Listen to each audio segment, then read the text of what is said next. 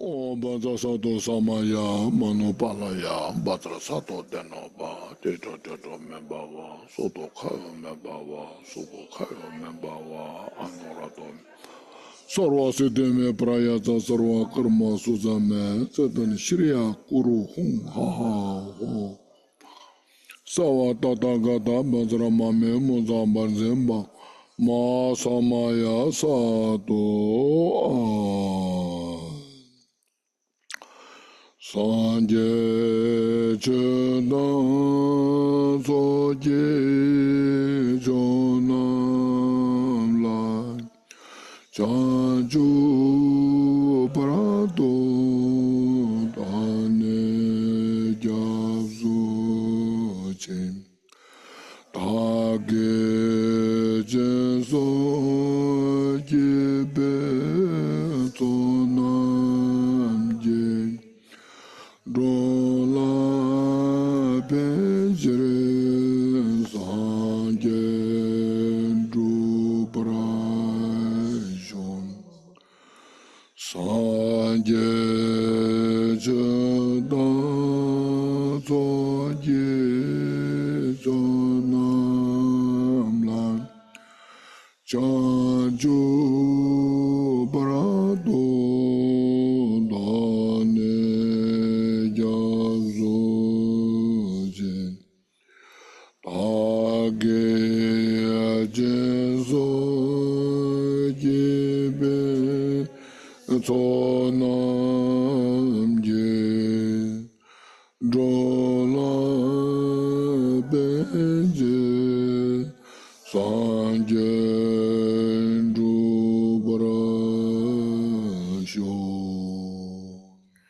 To the Buddha, Dharma, and Sangha, I go for refuge until enlightened.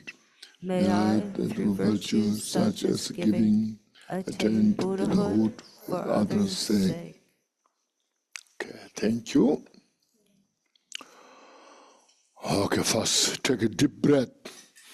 Inhale fully and exhale all your stress. Once more, please inhale fully and exhale all the stress. Once more, please inhale fully and exhale.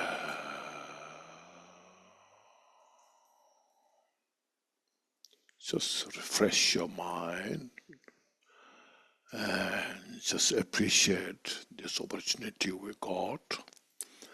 So I'm so fortunate I have this precious human life.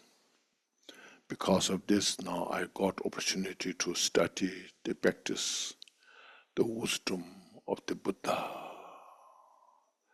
the enlightened one or fully awakened one. I have to awake myself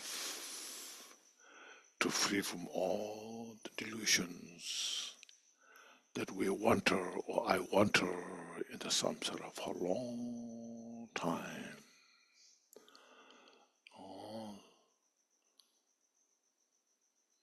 Even though I have studying Buddhist for a long time, still I'm not getting enough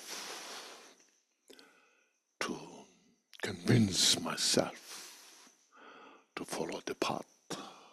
No? So our arrogance is very stubborn. Our arrogance is very stubborn. So it needs this kind of Buddha's wisdom. So then I will no longer wander in the samsara. And this is not just only for me, all the sentient beings in the samsara, countless there, and they are suffering so much for no purpose, no? That they suffer day after day, year after year, life after life, no? Still not getting up, getting kind of waking up. So the only Buddha's wisdom is that is the gives us all the opportunity. Now I will embrace this wisdom in my own mind. Yeah, so cultivate that mind of enlightenment for the benefit of all sentient beings. So for this purpose, I will study the practice Dharma teachings, as we have done this now, yesterday, this morning.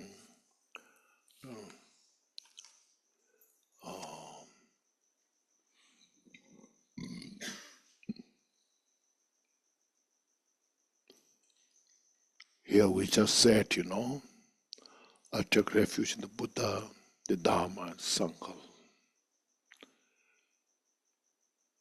to attain the enlightenment, Buddhahood, until I become Buddha, until I achieve enlightenment.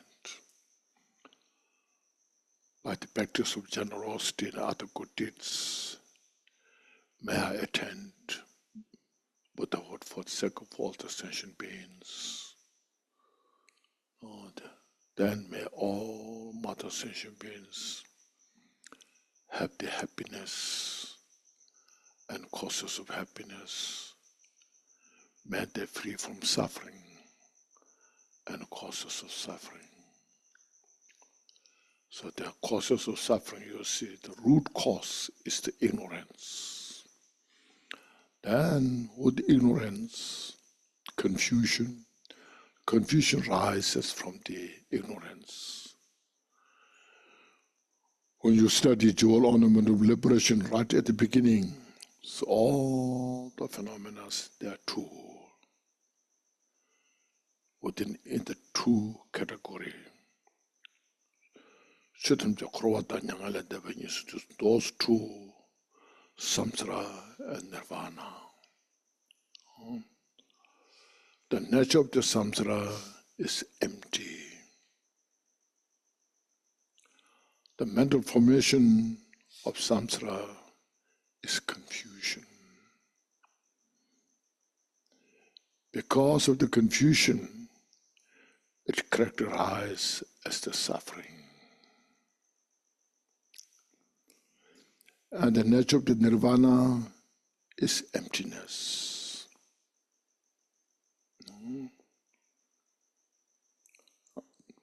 That nirvana is, the confusion is the mental formation of nirvana. Then the mental formation of nirvana, the confusion is exhausted and dissipated. Because of that, confusion is exhausted, dissipated, then it characterizes as free from suffering. Nangele debarasha tombanye. Tubatum just saying yawa. Singing tongele towas, free from the suffering. What is the cause of the confusion? It's called the great ignorance. Who are those who are confusing? The sentient beings in the three worlds. The desire world, the form world, the formless world. Those sentient beings into these three worlds all are confused on the base of the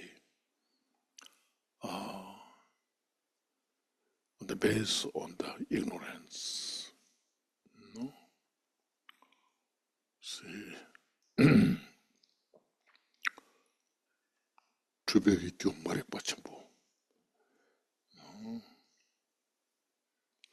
On what basis we are confused? On the basis of the emptiness, means have not realized emptiness. So that means confusion itself is nothing but empty. But we have not realized that as being empty. As I mentioned, we have mentioned these 4 confusions. As yesterday, our body holding as permanence, solid,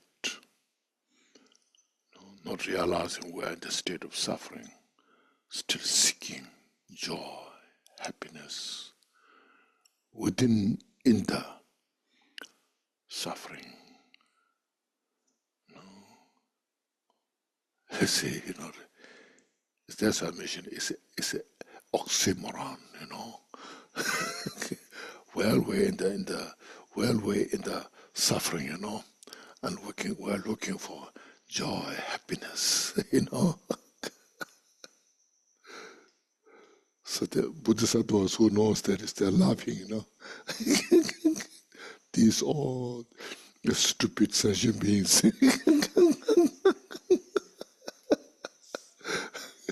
Well, they are swimming in the suffering, in the swamp of the suffering. They're looking for joy, happiness.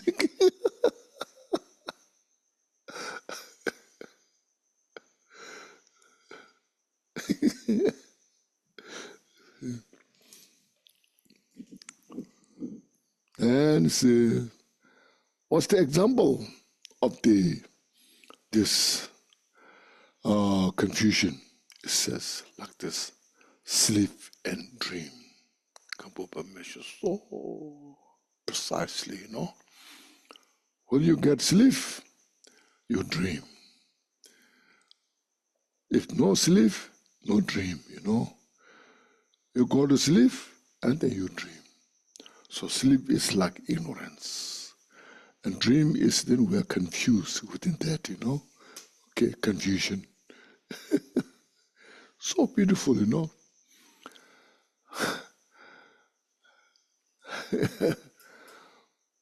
From where it starts, from beginner's time.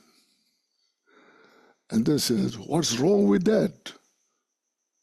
Nothing but suffering. So then, when you can dawn the wisdom of realize from this suffering, so when you achieve Buddhahood, then you can free from suffering. And if it is possible that there is kind of the liberation free from the suffering without effort, it's called unending, means there's no self-liberation. We have to make effort. Okay? See, you cannot expect, I hope one day I'll be free from samsara, I pray, I hope I will be free from samsara. I pray, Buddha help me,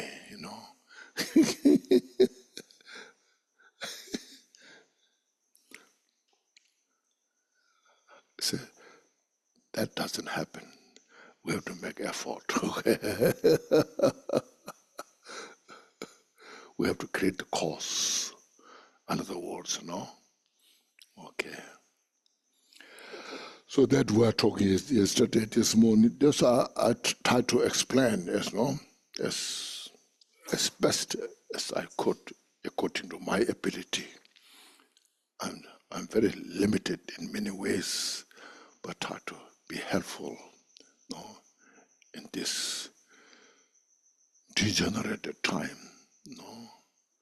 We all just rely on the prayers. Let's pray for world peace, How many prayers going in the world and how much peace is there now?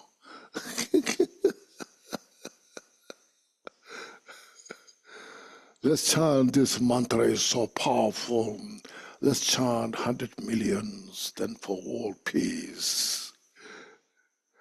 Then organizers themselves, they're fighting, you know.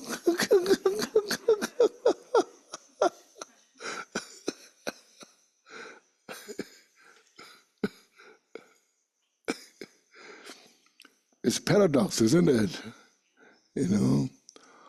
So we need how to calm your mind. There's no magic from outside. No. Okay. So that's why here today we have touched some of those basic practice meditation. I just read this, follow this supreme trace of the victors of the 3 times, the Buddhas of the 3 times. No, what they did, step by step, you know. And then the ultimate solution is the emptiness. As I mentioned, the 3 training other day, you know, the 3 training, the training of the Shila, the moral ethics, the training of the Samadhi, meditative concentration, and the training of the Prajna, the wisdom, awareness, or the intrinsic wisdom. Okay. Shanti, there was text mentioned in the Bodhisattva Avatara. Shine Rabdon Demba Hatong, Nyumon number Jumpari Shichenes. Shine Rabdon Demba means having profound samadhi, having strong, profound samadhi, conjunction with a special insight can obliterate all the confusion or afflictive emotions. No. In other words, synchronize the samadhi, the meditative concentration, and the special insight. Then all our afflictive emotions can be uprooted.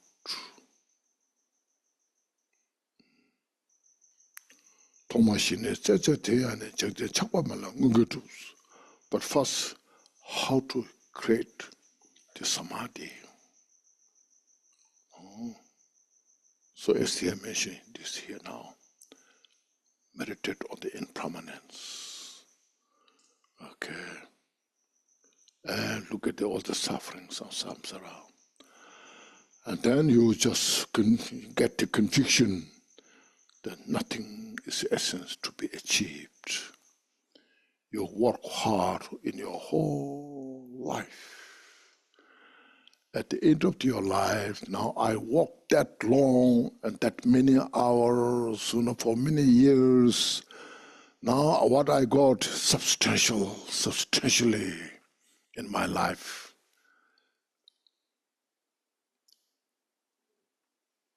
You may become very famous. All the fame you have to leave behind. We cannot go with you. Maybe you made so much material wealth, but this all you have to leave behind. You cannot carry a penny with us.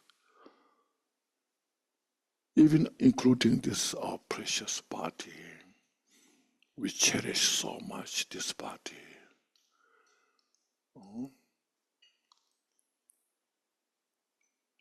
Say, my body. We sacrifice everything for our body. But when we have to live, then there's nothing I can say, my body, I leave behind. And consciousness goes by itself. No? Is that right? See, what will carry if you have this wisdom, bodhicitta, your mind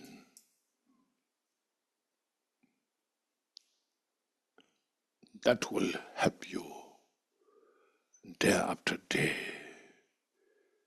year after year, life after life. No.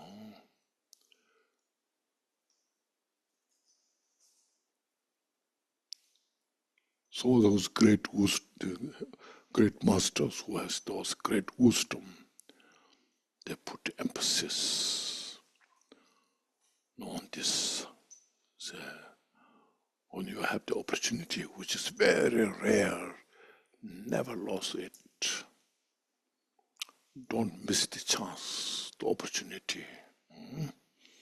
So say the trace of the truths of the 3 times is not just only Buddha of this life, this eon, Shakyamuni Buddha, but Buddha's the past, Kashyapa, all this, and future Buddha.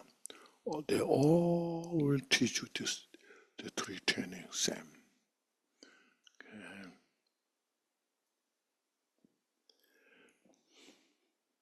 The path,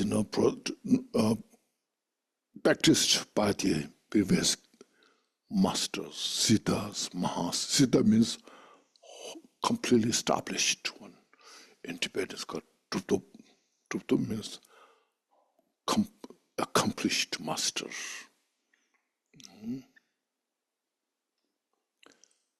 See. So the life force of the, as mentioned, Dhaka and Dakini as mentioned, means the essence, the total, complete essence of that is called life force.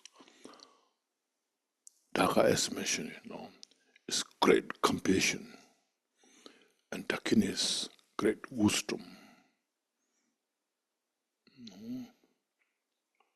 That is the Mahamudra.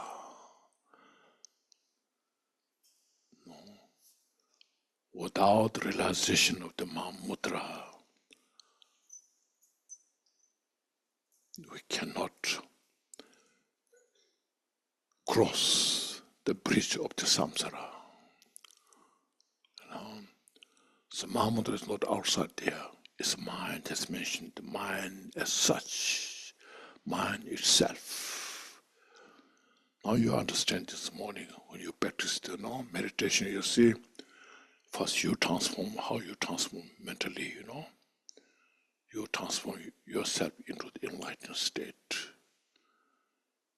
You transform all the universe in your mind. Then when you see all are enlightened, it's the product of the mind. See, you have to understand how your mind is powerful. Okay. This is not something Buddha created, but it is something we are in that nature, but we don't know. We miss that. So Buddha, who realized that nature, introduced us. This is who you are. This is your reality nature. Right now you are confused.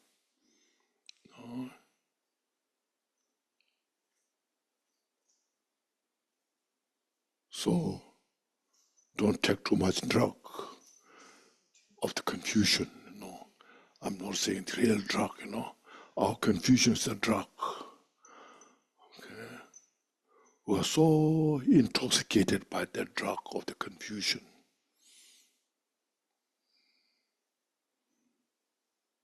Then you're lost your all ability, what you can do.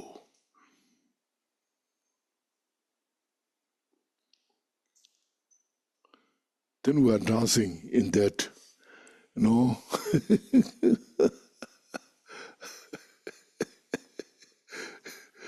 dancing in the samsara,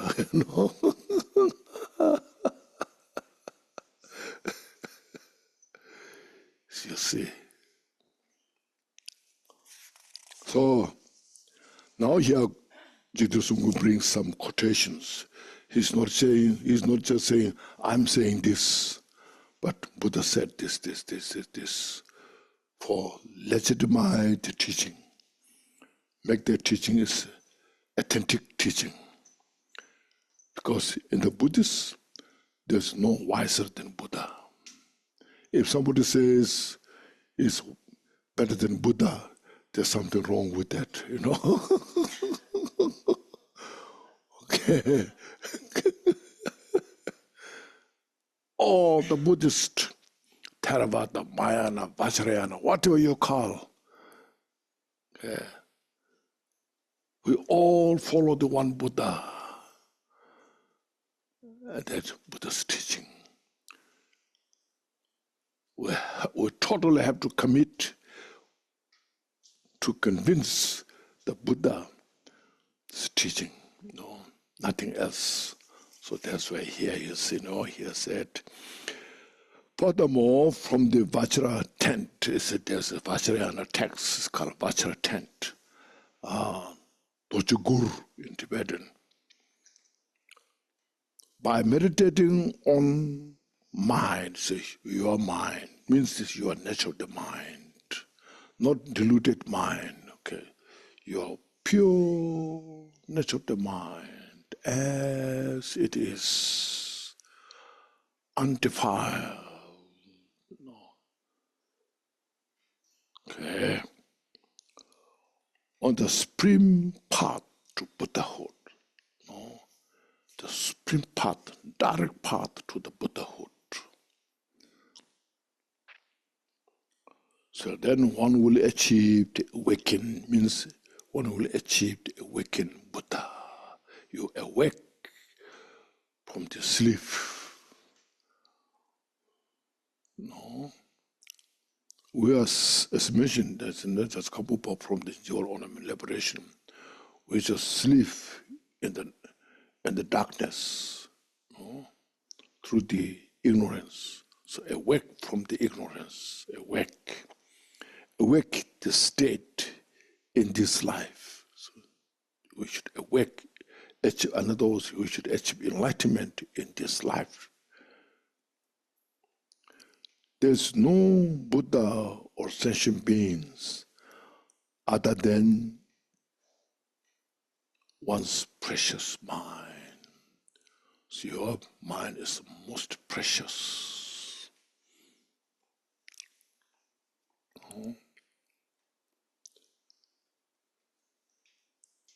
So,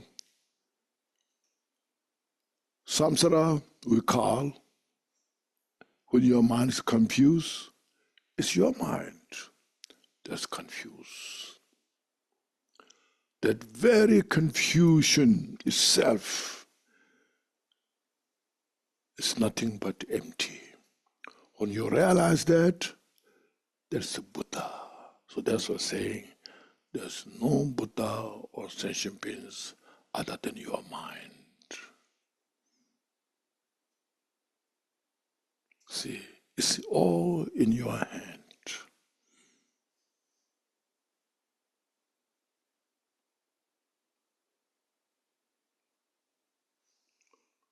So precious, you see.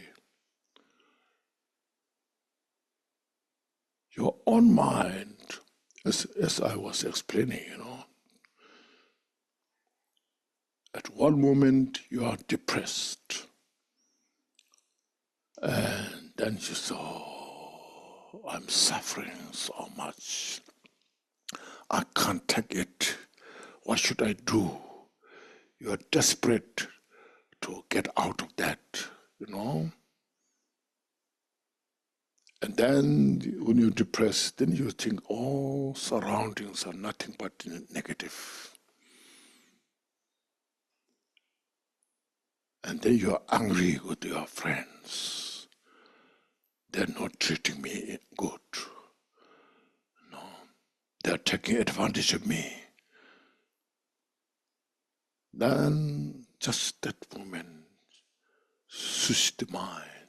Oh, everyone is suffering.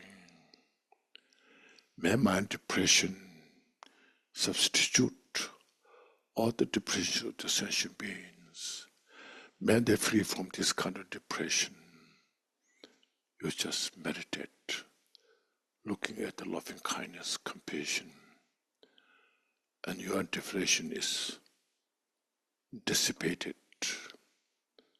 and you feel so relaxed. See, look at that, see. The power of the mind, how it makes difference. In one moment, you feel such a samsaric state.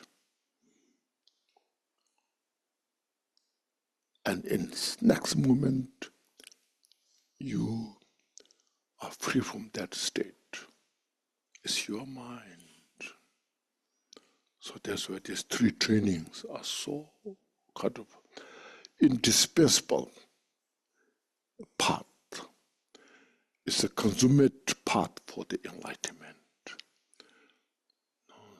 Some may say, oh, say prayer, this is good, Of course, I'm not saying prayer is not good. Of course, good. All the activities are good to connect. But now to find out the path, the way to get out of. So this is how, So all those meditations are to support our practice. Because without kind of say feeling of compassion, loving kindness, you practice Mahamudra, doesn't do anything special. You feel dry, empty, what then? I don't feel anything. Empty is just empty. What I should do with that? But when you look at the suffering of sentient beings, and you see you have such great compassion, loving kindness, you have such a strong devotion to Buddha, enlightened masters, then the mind is such kind of, becomes so kind of special place, has a power to understand what emptiness is about. Then you see, when you realize that all the delusions in your mind that have makes us no place. Because delusion itself is the wisdom. The four dharmas of Kambupa, I'm sure you have heard of.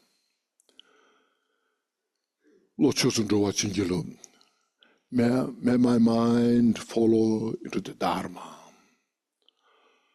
May the Dharma follow into the path. May the confusion dispel from the path. Then the fourth one. May the confusion dawn into the wisdom. See? Why Kambupa has to say these four things. First say, may my follow into the path.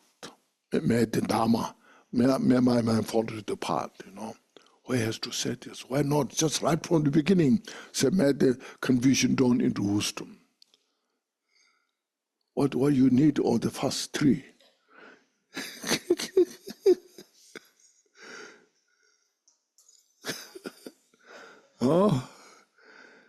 You see?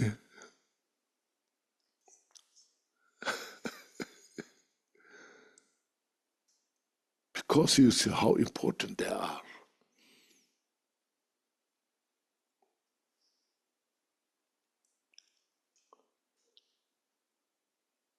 When you know where you are living is not so safe place. Until you know you are not interested, get out of that place. You just say, oh, I'm happy here. Just go on. I have been staying for a long time. I like here, And how much kind of treasures is around, surrounded, A lot of things now coming around to you, So still say, oh, I'm just I feel comfortable. It's okay, But once you realize there's a lot of things coming around your place, then maybe this is not the right place to stay now. I must move. So in the samsara, so in the samsara, I feel very comfortable in the samsara. I don't have to practice Dharma. No, I don't need Dharma.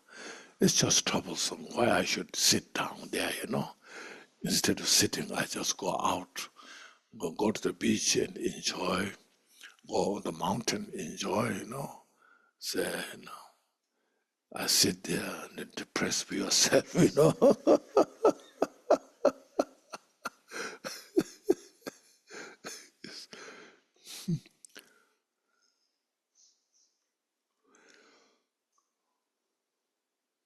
So there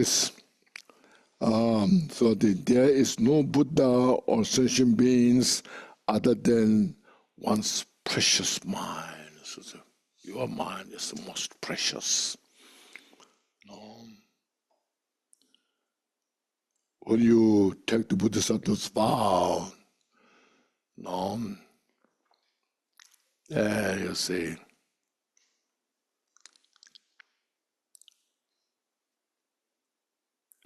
after you taking the Bodhisattva's vow, that means you become Bodhisattva. See, before you take the Bodhisattva's vow, as like regular person, when you see great teachers there, oh, this is such great powerful teacher, you go there, get receiving and all. Because why they become so great? Because the bodhicitta, they're practicing bodhicitta, they become great, But now, when you took the Bodhisattva's vow, you have the same opportunity they have. That's why it says this morning when we chant, as the previous Buddhas cultivated the aspiration bodhicitta. After they cultivated bodhicitta, aspiration bodhicitta, and they put to action of the practice bodhicitta, and they train step by step, they become Buddha. So today, I also, for the benefit of sentient beings, cultivate bodhicitta and practice the bodhicitta step by step. Then I become Buddha, you see? So Buddha is not something outside there, but you are to become Buddha.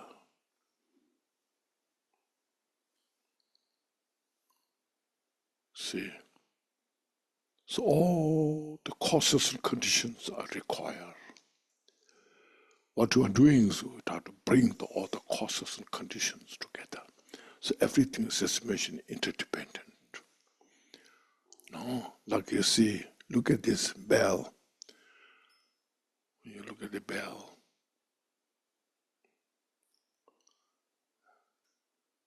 and now I'm holding this. Still it's not making sound. Why? My hand is here, holding the bell, and bell is just freshly here. So now I have to move, you see. I have to move. This is also not enough. Now I have to move enough to touch it. Then it makes the sound.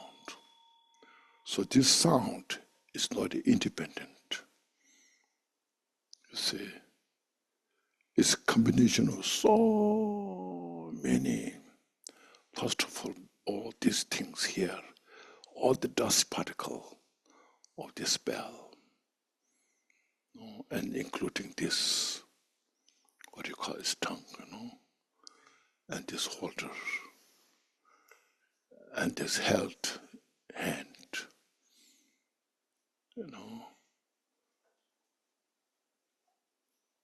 So all this combination, each and every dust particle counts on this. It's called interdependent.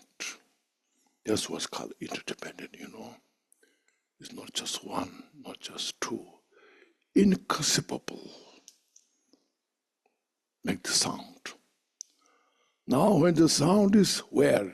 Is on this, on here, on the hand, you look at all again, you look at it. The sound is none of this each, but all combination. And you hear the sound. All sound goes in your ear, or it stays here, or where it abides. It's just a wave. It's illusionary. That's called illusion. When you realize this is illusion now. Make sense? We don't pay attention about this. How much it needs causes and conditions. No?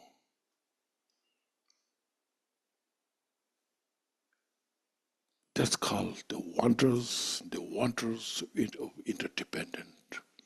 And that very natural sound itself is nothing but empty.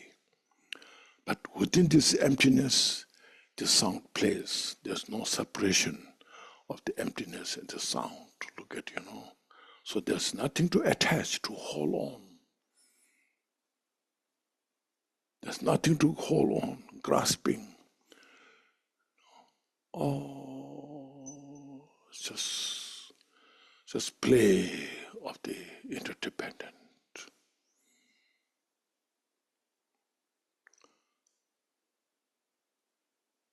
So, the butter is come from milk, isn't it? Is the butter milk?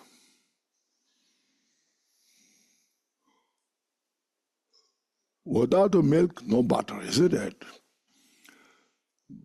Milk has the butter. Can you use your milk as the butter? You cannot use your milk as a butter, But milk is not butter, but you cannot use your milk as the butter. You see?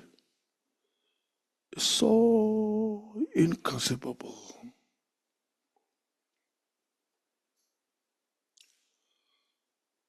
So when you use the butter, it continues next stage. So it cuts the duality. It cuts the eternalist and nihilist. Butter depends on the milk. The milk depends on something else. Goes, So there's the call, which is first, chicken or egg?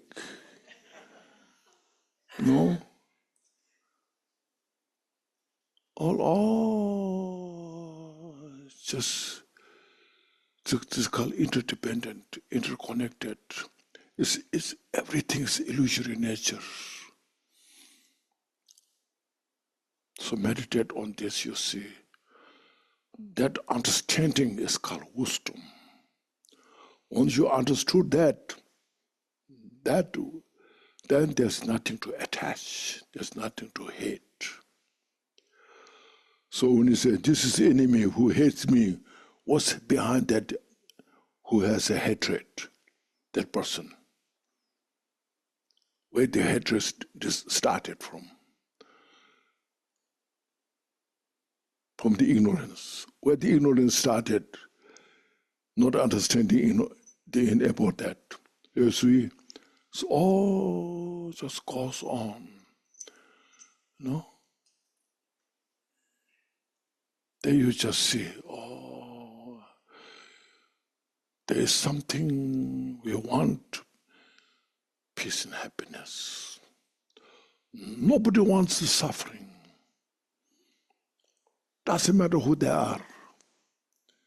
Even your ruthless enemy, he wants peace and happiness. Why? Why we want peace and happiness? Why? Why not somebody say, I am suffering, okay, I feel happy when I'm suffering. Nobody says that, isn't it? Why? Nobody appreciates the suffering. There's no one who doesn't appreciate the peace and happiness.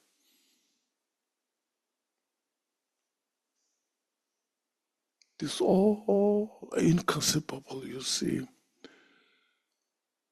So from within that dimension, complex dimension, Buddha enlightened, awakened the mind, and saw precisely each and every all those, And from that complex, that he taught all those Dharma teachings. That's our own mind.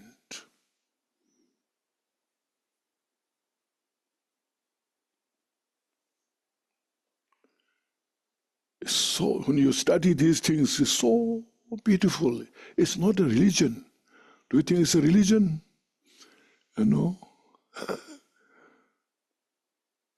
It's the complete, all total complete.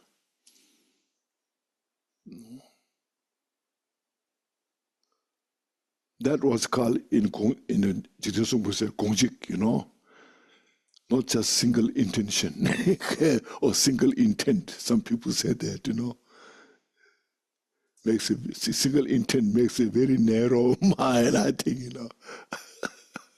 This is what all complete. Yes, sometimes you say it's a complete package, isn't it?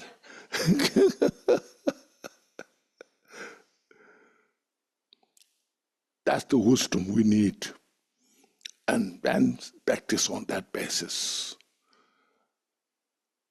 And you can help to all the sentient beings.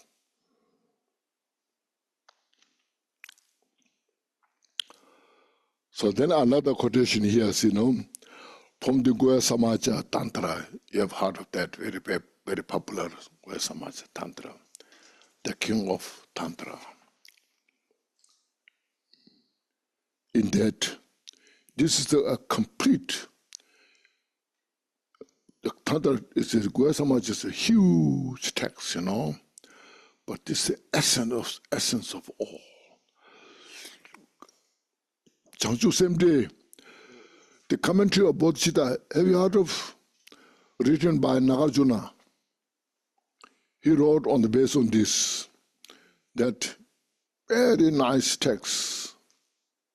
In that said, being the devoid of all real entities, said, being the devoid of all real entities, means all entities, things that we have, is a devoid of self. Okay.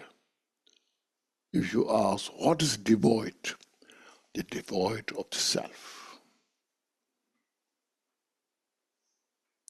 I, Atma, divine soul, there's so many names, None of this there. That's reality nature. It's not a Buddhist belief. Sometimes you hear, you see, so Buddhist belief, no self. Have you heard of that? And which such believe the self, Atma. So Buddha's teaching is it's not a belief. It's to understand the reality check.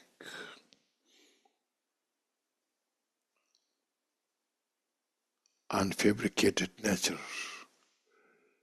as it is. Okay? So being devoid of all reality entities, utterly discarded all the objects and subject. Subject, Our mind is the subject. And then all the rest is object. So basically, as yesterday I mentioned, the 5 sensorial objects, the form, what you see from the eyes, all these objects of the eyes or the form, and all the sound that exists is object for your ear consciousness.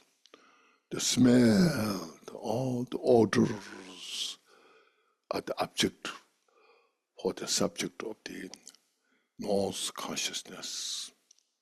All the food, taste, all those are object for the subject of the tongue consciousness. All the things that we wear, shoes, clothes, everything that which touches your body is the objects for the subject of the body consciousness. See, this all are just interdependent, interconnected.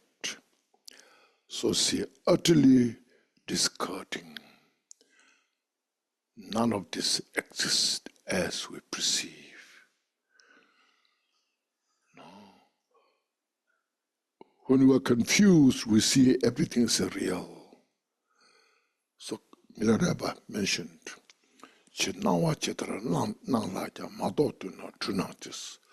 Milarepa said, whatever you the appearance in your eyes, ears, nose, when you don't realize you're perceiving something real, when you see the form, beautiful, not beautiful, ugly, all this,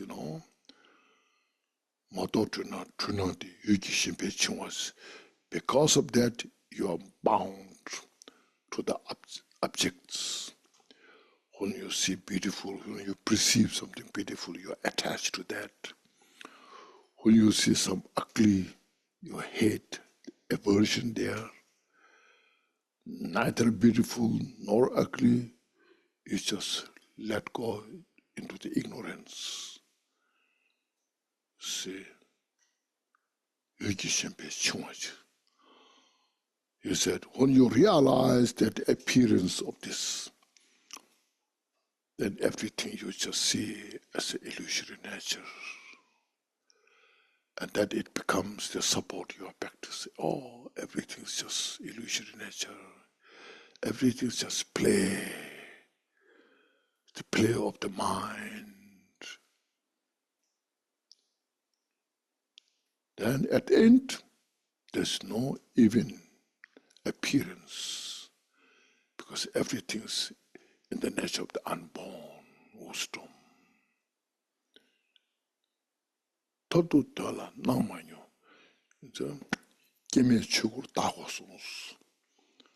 You're fully purified within the Dharmakaya. No? This is so beautiful, those great teachers, they have realized this. It's not to establish through the analysis, but it's how to put into practice. You see, it's just as yesterday mentioned, during the impermanence, how everything is impermanence, changing. Then nothing exists there now as we perceive. Then you see, you get the message, how to relax the mind.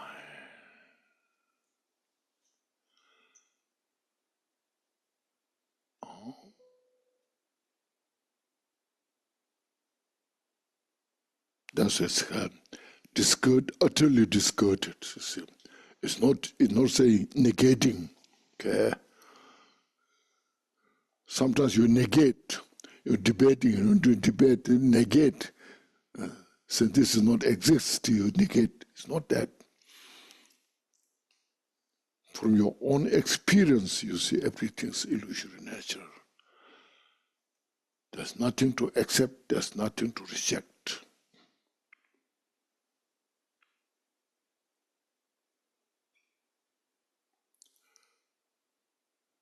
And one of the Chittasumu's disciples said,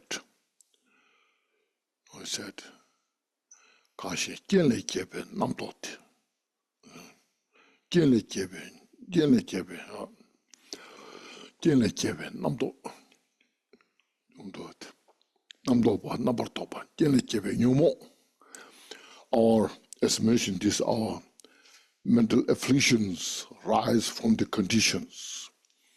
When you see the beautiful things you are attached to, when you see ugly or who hates you, there's anger, hatred. These all rise from the condition. All mental factors arises from the condition. Then you say,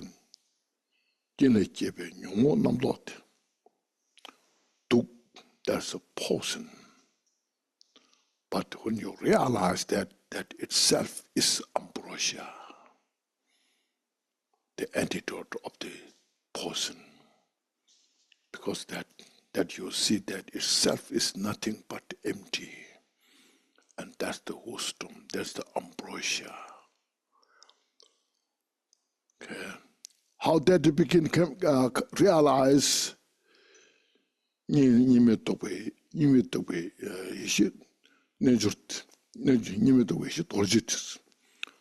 this, you need a wisdom of non-duality, wisdom to realize that nature. When you have that non-dualistic Vajra wisdom, then there's nothing to avoid, there's nothing to achieve. No? You see. This is just ambrosia of the teachings that we need to study, practice. You should aware. You should aware yourself.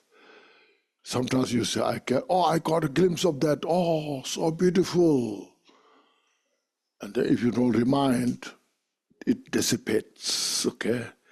That experience will dissipate. But you have to remind yourself again and again, refresh it again and again. Then you appreciate yourself. Okay? That's the beauty of the Dharma, and this is the beauty of the method.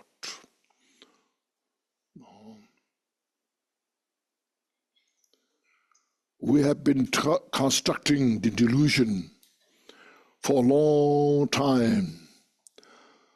Now through this Dharma wisdom, we have to deconstruct this delusion.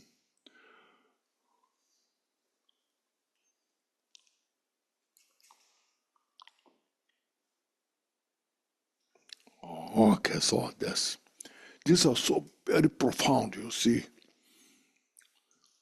Without this explanation, it doesn't make so much difference, I mean, you say, what does it mean, being devoid of all real entity? What's that? No. Utterly discard all object and subject. Get rid of all the object and subject. Then what?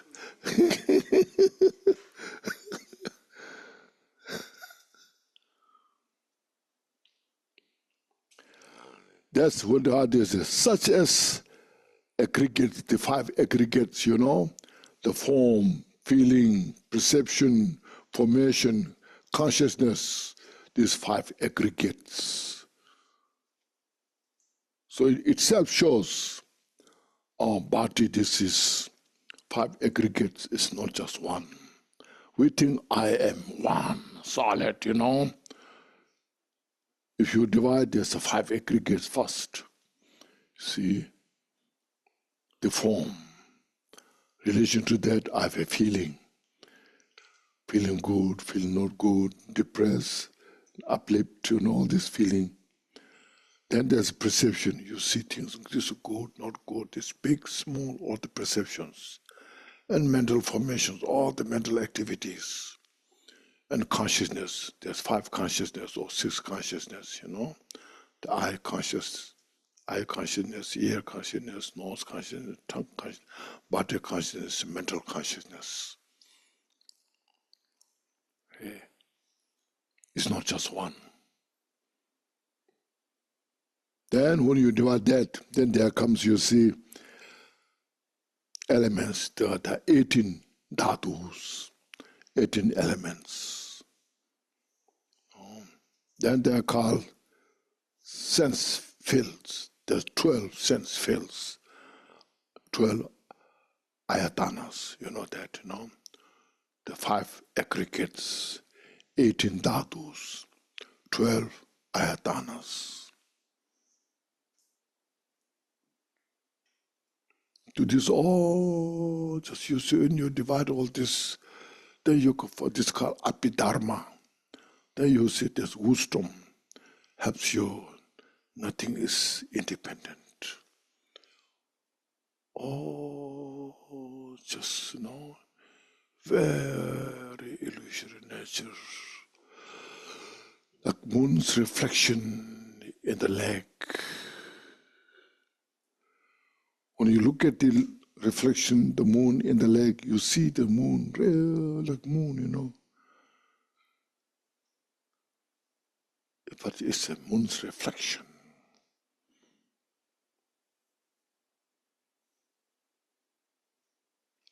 Just meditate. Oh, we are the reflection of our own karma. First, this is all reflection of our karma, what we see. Then reflection of our own mind.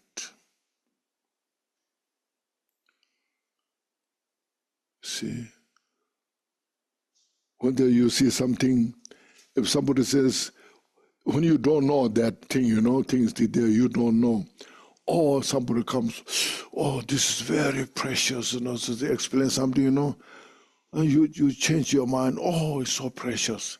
This reflection of that, your mind, And somebody comes, oh, this is nothing, this is just fake, all this, and you have that kind of reflection.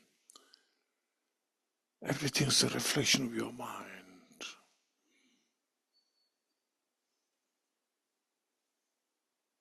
So realize that.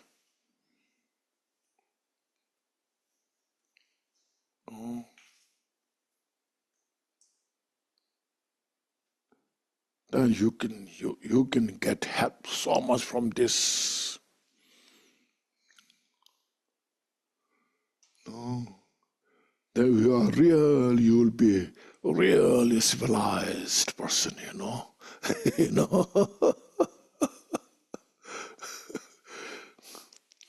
Usually, there's the officers, they have a tie, their tie, say they're civilized, I don't know how they're civilized,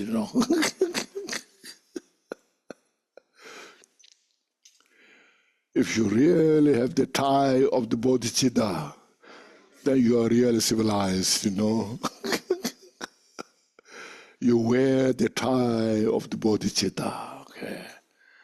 And then imbued with the love and compassion and the wisdom,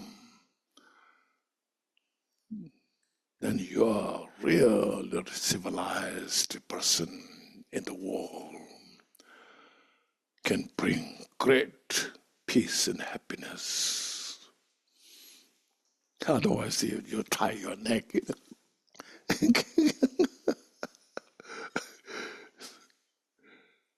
It's all you see. What God? It's all just made up, So then, if you wear the ties, people are respecting you. We're wearing. When they don't have ties, there's some ordinary person, It's just very strange, So now it makes sense. So look, the 5 aggregates, 18 dhatus, 12 ayatanas, 18 elements, and the 12 sense filled, so just dividing, division within that. You divide dust particle, each and every day you see. Through the investigation of the mind, you see the nature is empty. And then when you realize that nature is illusory nature, within that illusory nature, everything functions with causes and conditions. That nature of that causes and conditions, that which combine together, there's nothing but only empty. That very emptiness is manifest within that appearance, especially like the moon's reflection in the water. You see the moon's reflection in the water, but that very nature is empty. You touch water, you cannot touch the moon. Just you see, but you cannot hold on. Everything is like that. Those who realize, they can demonstrate. We are still not realized. We still see kind of tangible, very solid, see, for me, because I'm not realized. Those who realize, like Kambupa, when he was in his room, this small room, yes, maybe 5 people can fit, and there's one pillar next to his bed. One time he's teaching group of people, there are some senior students. Then he said, everything's your mental reflection. And he used his hand, went through the pillar, looked at, went through, never touching the pillar. He just demonstrated. So because he realized. No?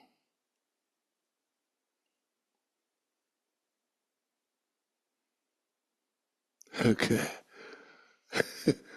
For us, if I say, it's like when I talk about everything, see, and insubstantial, when I say that, you think I'm exaggerating, It's not insubstantial, it is substantial, I can touch it, You see, I can touch. What you mean insubstantial,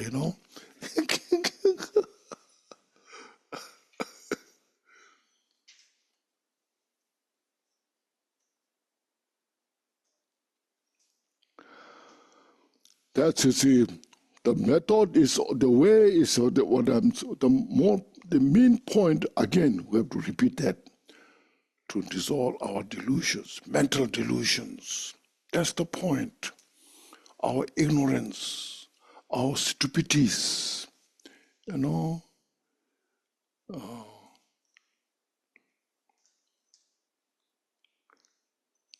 feeling of that, incorrigible feeling of that, this I cannot change my mind, or this I cannot improve my mind. This. Just you need to practice it daily basis, read and meditate all this together. You'll get it. And then you'll feel total peace. No fear. There's one Bodhisattvas who realize this, then they can go to the hell realm.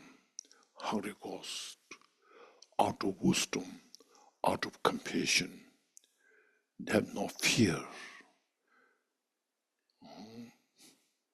Because they have no attachment.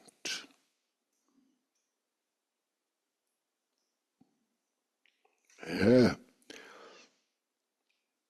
So see, equally of the selflessness of all phenomena, selflessness is equal. Everything means nirvana, samsara, both are equally selflessness, equally emptiness. At the same time, is functions, everything within the emptiness is interdependent. So interdependent and the emptiness are synonym. Okay.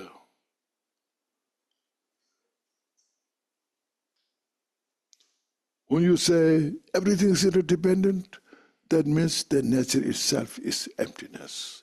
Emptiness means everything is interdependent. If you think they're two different, interdependent, yes, I can see all this interdependent. Emptiness is empty. It's two different. This is called this dualistic mind. And still, there's that kind of perception of that emptiness is primitive.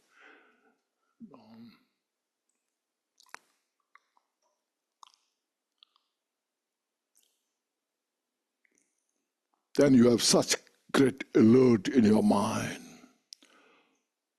Alertness, mindfulness, always conscious, never distracted.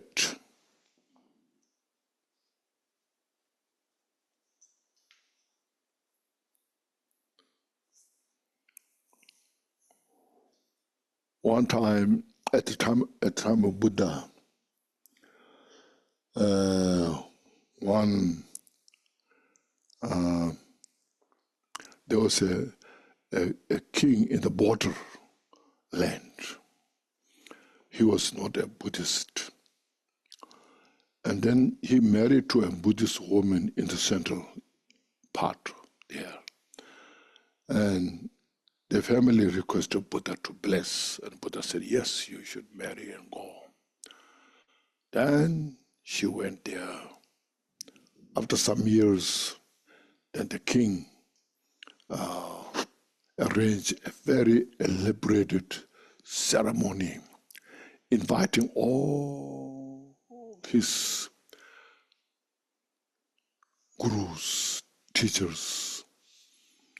And then she also said, I have also guru, no teacher. Can I invite? And the king as her husband, oh, of course, she said, you invite. Then she supplicated to Buddha. It's a long distance. They cannot go because there was no aeroplane, But Buddha directly understood. So he told in the community, the monks, there was one special monk who's called Papa Tadul. He was so conscious, mindful. So now tomorrow you go with 500 monks you take to that place. So then went there. And then that day the king arranged such elaborated ceremony, dance, lot of delicious food, singing, all things performed in front of. So there's one section of the kings, what called teachers. The one side, the queens, teacher, all the Buddhists. Then at the end of this day, after the celebration, then the king came round and have you enjoyed? Today I try my best to make you happy, to appease you. I offered all what I could to arrange. I hope you enjoyed. And all his gurus said, oh, you've done a magnificent, there couldn't be any better than this. And then when he came to that monk, the particular monk, I hope you enjoyed all this. And the monk said, no, I didn't see anything of these things, The king says, how come, I show you in the front of you how I can trust that you don't see or you haven't enjoyed.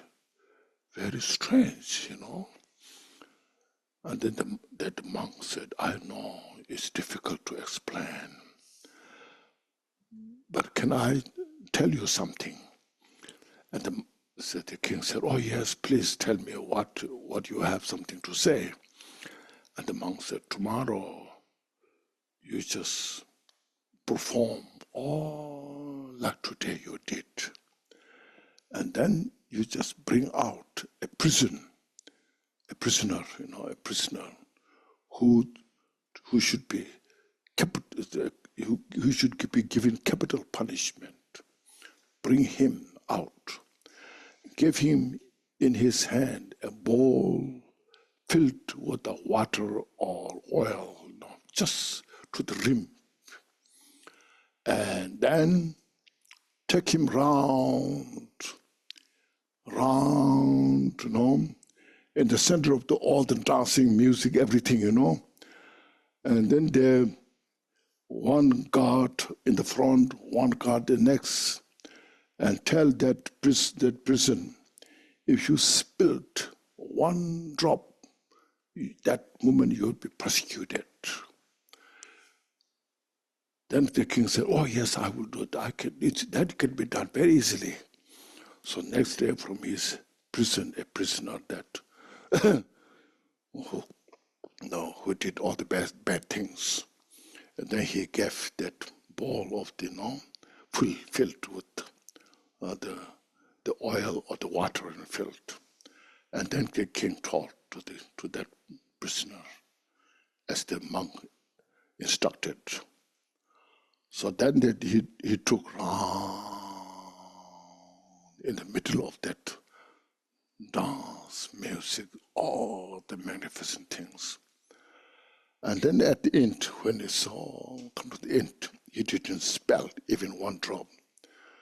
Then the king said, did you enjoy all I played, all this music and dance, all this, He said, no, I couldn't see anything because I'm completely here. I'm looking at this, You see, my mind is totally occupied by this.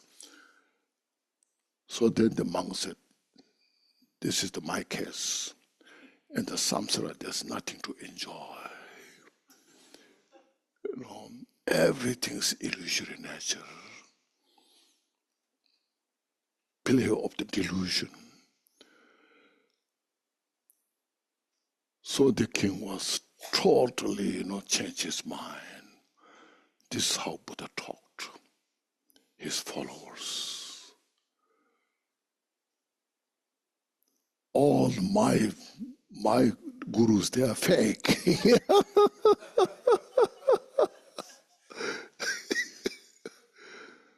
So this was mindfulness, you see. It's how you see things, okay? In samsara, there's nothing to enjoy. But we are so deluded. Make sense? So these are some of those teachings, how Buddha taught, and Milarepa as well. You see, you read the Milarepa's life story. So, we cannot do as Milarepa did, but we can inspire what he did, what he taught. That's how Buddhism is established in Tibet. So, during the 11th, the 12th century, those great masters mentioned, Kampupa, Pamutuba, Jigten Sungwen, as well in the Karma Kagyu, Nruba Kagyu. This is something unimaginable. Okay, so one's mind is primordially unborn. So when you look at your mind, where's your mind? Look at what it looks like, what kind of color it has, what kind of shape its head has. You cannot see your mind. Neither outside, nor inside, nor anywhere, but still there. you're thinking so much. Where you're thinking is,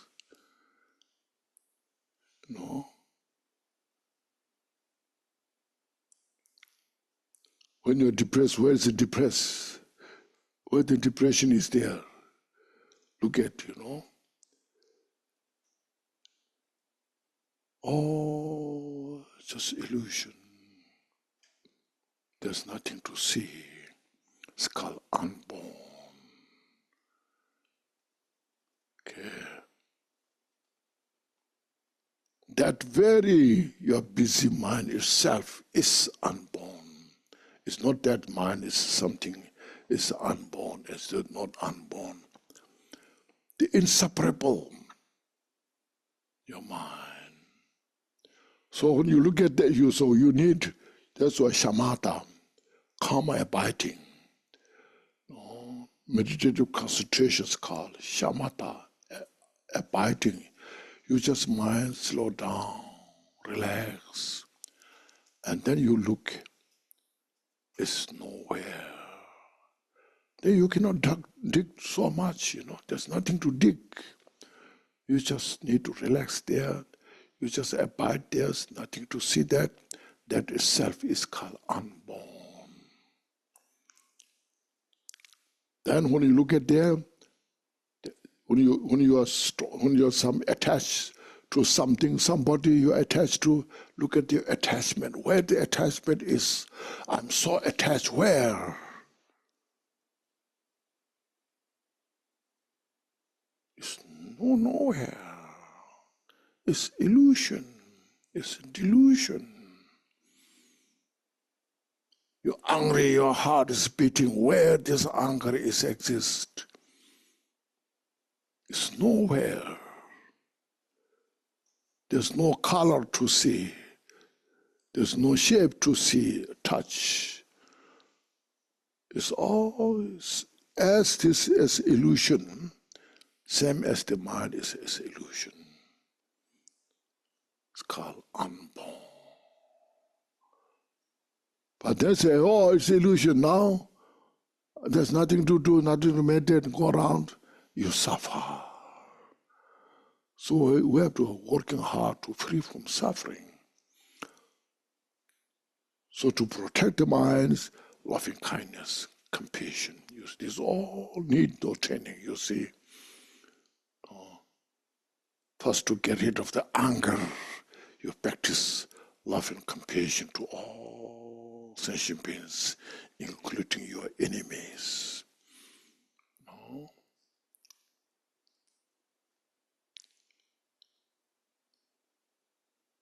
Then when you attach to something, you have to practice the illusory nature. There's nothing to attach to. There's nothing to attach to your body, as mentioned, The body is just composed of the skin, flesh, then the nerve systems, and then bones. What is there? There's nothing. And just sometimes you tell yourself, I'm screwed up myself.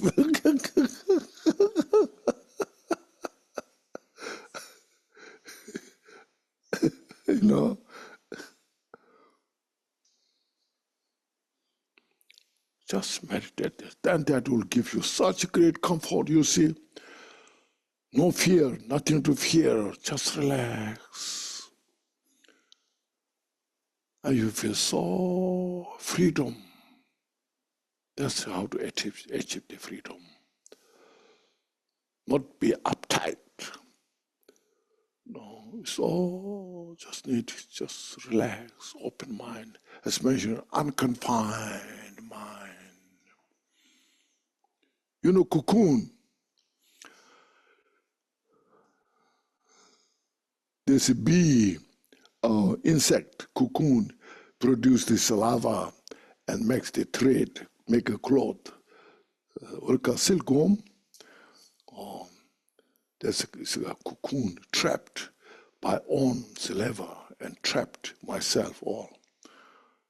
So we are trapped by our own imagination, our own thoughts. We're trapped within that, we suffer that there.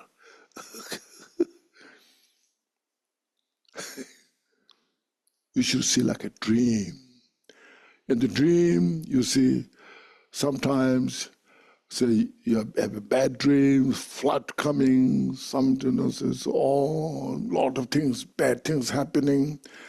So sometimes you call nightmare, You wake up from that, where are those? Still your heart is beating, but there's nothing there. And you feel relief, See? Sometimes you enjoy, in the dream, going to the mountain, enjoy with your friend, beautiful scene, all this, where you are so, kind of involved there, and then you wake up, where are they? Everything is like a dream. Everybody knows dream is not real. So this is a good example. Everything's like a dream, good or bad. That shows it's empty nature. Emptiness doesn't mean nothing. Negation. No, it's not a negation. There's no individual exists independently. Everything functions with all these things. So you meditate on this. That's called wisdom. When you have that wisdom, then you can obliterate all the delusions from the root.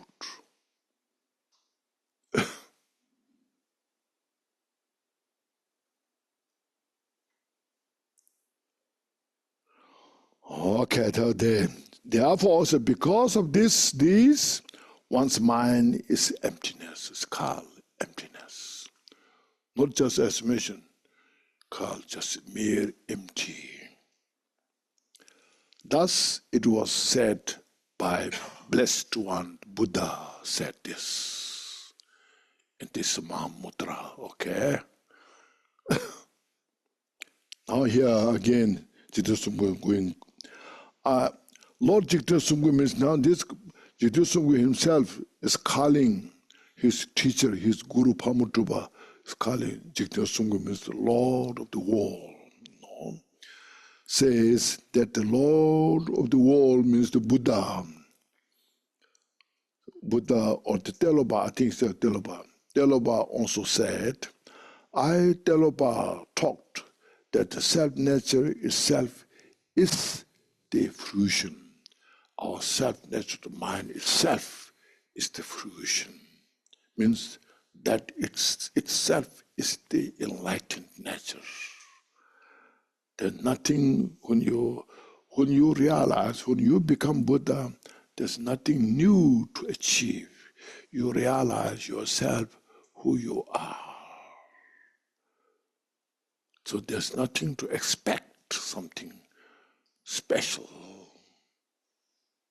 When you just get rid of all these nets of the confusions, and then yourself is free from the suffering.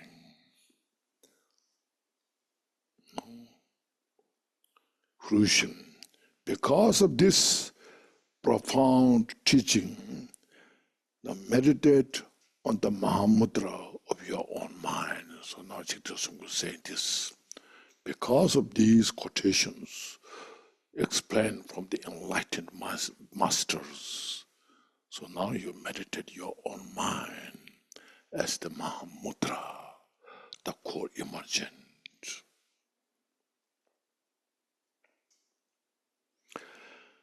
Generally, reflecting on the mind of not being born or unborn, just reflecting your mind. You can call born, you can call unborn. There's no separation. See, these are also conceptual thoughts. Being born is called conceptual thought. being not born is also conceptual thought.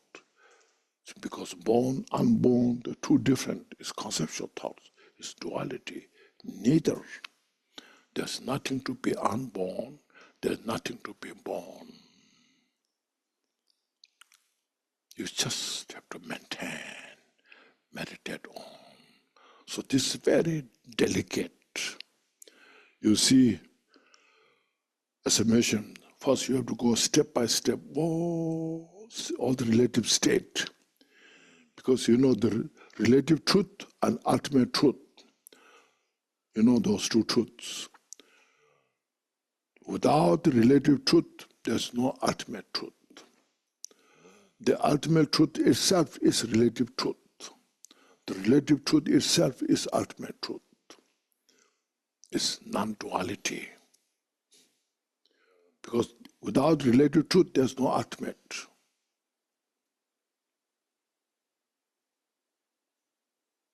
This is a very delicate state.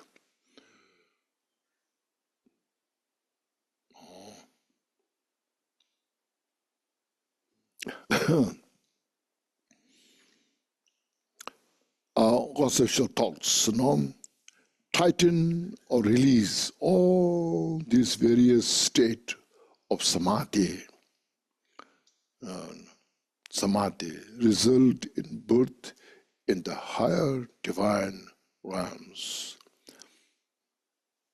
When you say these all words, do this good, not do these bad things, all this just to born in the higher realm. No. But in ultimate itself is there's nothing to be say higher or low. There's no inner high, there's no inner low, there's no right or wrong, or left,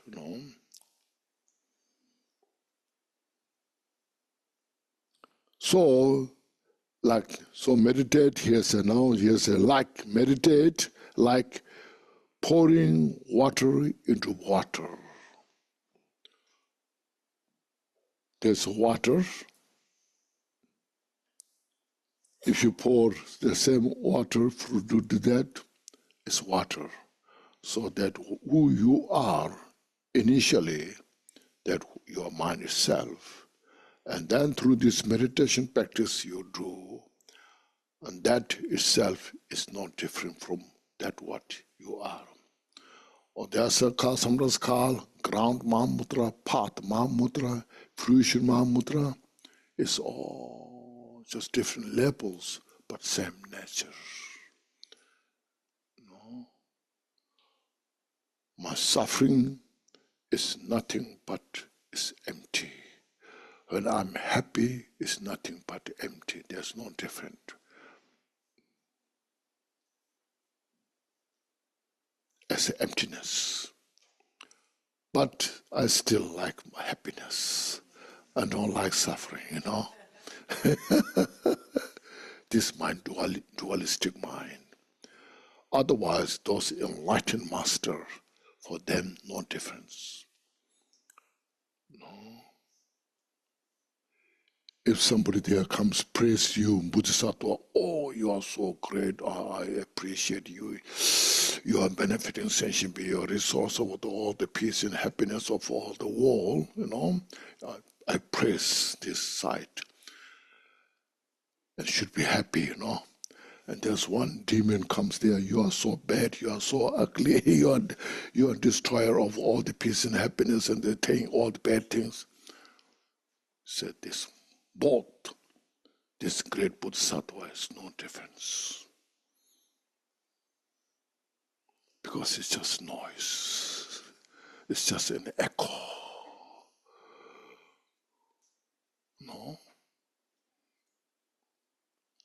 Like an echo, you go to the mountain.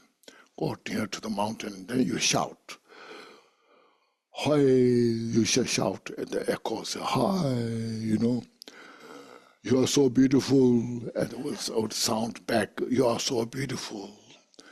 And you shout, you are ugly, and it will sound back, and you are so ugly, So the echo is just echo. No? So all sounds is like an echo. So there's nothing to attach who praises you. There's nothing to hate who abuses you. Because you equalize your ego. No, your ego is minimized and obliterated, purified. So that brings the peace, happiness, and joy. There's no fear.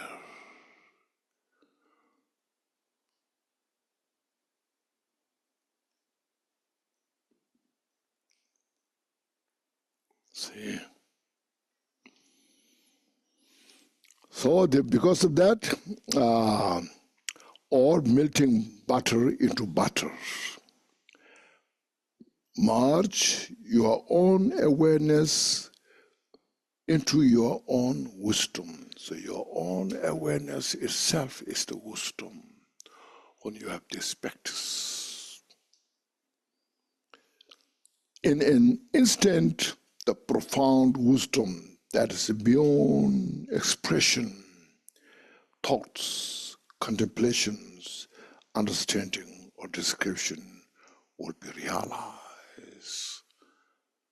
This inner experience is beyond the word, beyond expression. No, this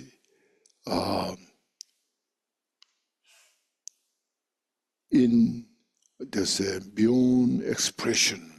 This I usually give the example like that. You see,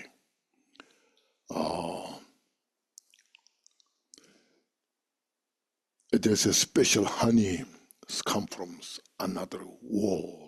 Say. And then person who knows about that honey, who experienced that, and the group of people explain, this honey is so good, this, explain, for days you explain. And then you just ask, what do you think about? It looks very delicious, but still have no idea, what he's talking about, But then you just give and drop to each of those persons. Then finally, it's, this is what he's talking about, So this experience, you cannot explain. You have to experience yourself because your own mind. See, that's why you need the meditation. This 3 training, so important. The 3 trainings are indispensable. Pure conduct and the meditation, pure view. They combine that together without separation.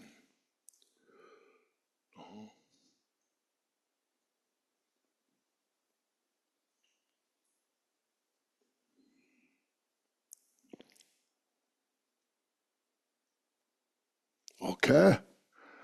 What do you think about? It's good, isn't it? So this is the Mahamudra, so steps mentioned in the title of this, Jitendra Sungpa says, you see, the letter to Thakpa Dorje, on the stages of the Mahamudra practice, you see, we go step by step. When you go step by step, then you can understand what it does, what it means,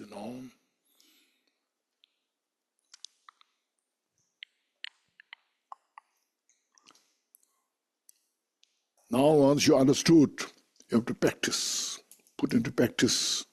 If you don't practice, then it will do nothing.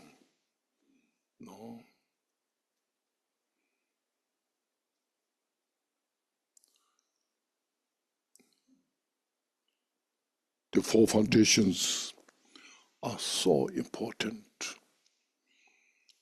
Always aware samsara is nothing but only illusion, suffering. Every composite phenomena are nothing but impermanent.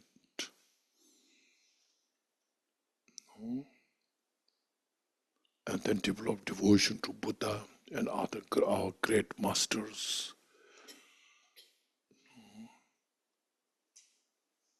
For the Mahamudra realization, the devotion is very important.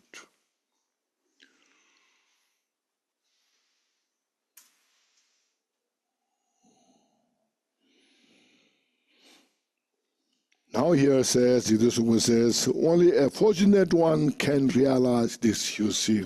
Fortunate, you have to accumulate merit, wisdom, practice the 7-lamp prayer,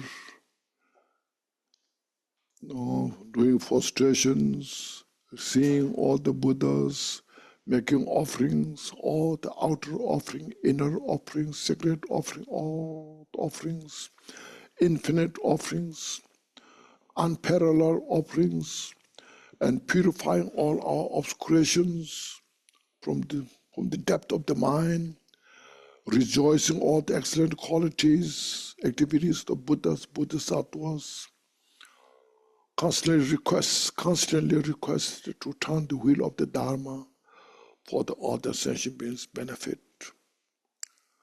And then request all the Buddhas who are going to retire, please stay with us and dedicate all the merit you gather, the every sentient beings to free from samsara, achieve enlightenment. Do those practice, and mandala practice, and vajrasattva practice, those. Do those practice. And the Guru Yoga in the Wando, we have those. Our great masters, through their own experience, they put together, we don't have to make something new. No, everything's just prepared for us. We just have to follow the path.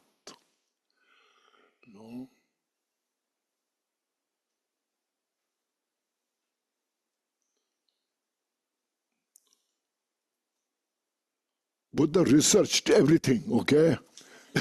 Now we don't have to research anything. We just have to capture what Buddha said, the result what Buddha brought up through his research,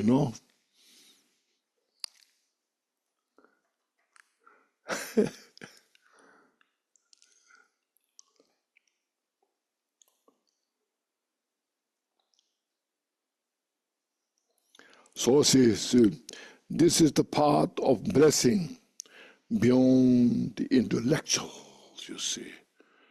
Experience. The experiential is not intellectual.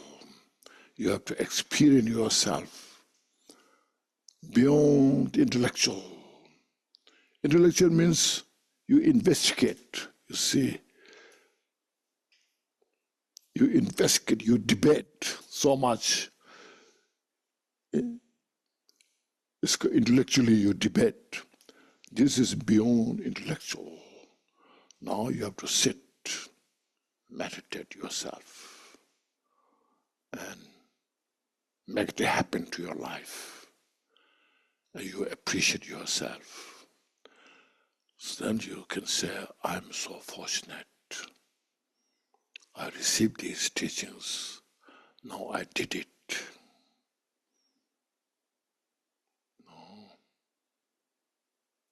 Then as mentioned, there's nothing to derail, okay? Once you started to derail, look at your mental afflictions, okay? There's nothing to blame outside. It's all your mental, afflicted emotions, clash, the klesha. That cause you to derail of the track, So don't off the track. Okay. Go straight forward, and you never waste your time.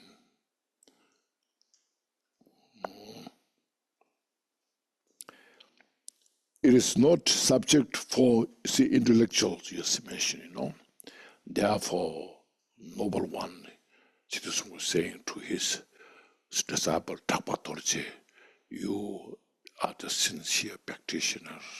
You are the noble, pure practitioners. No? One, persist in the practice of your own mind. Be persistent. No? Trust yourself. Trust the Dharma teachings. Okay? Make it happen to yourself. Then you will appreciate yourself.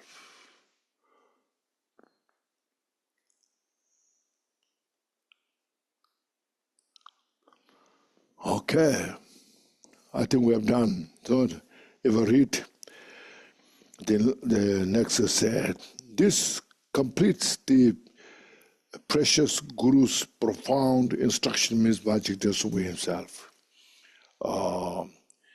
Even though it is not appropriate to write them in a letter to you, I did so because you, noble one, requested it. I asked all the gurus, root and lineage gurus, and Dakinis to accept my apology for whatever mistakes or confusion exist here. This was written by Shakya Bhikkhu, mendicant Ranashri, to the meditator Tragpa Dorje. No. Okay? So this you study, practice, make it, I try to explain. This first time, no, this is my first time explaining here, So you just understand that, and then you try to let know as Jigten Sungpa's letter to Tragpa Dorje, how precious it is, how profound it is, There are so many beautiful writings of Jigten Sungpa there. There are 12 volumes of his writings, outer is called outer writing. There's inner also called inner profound writings about same amount. They're so beautiful, so profound, so precious. We don't pay attention to those teachings,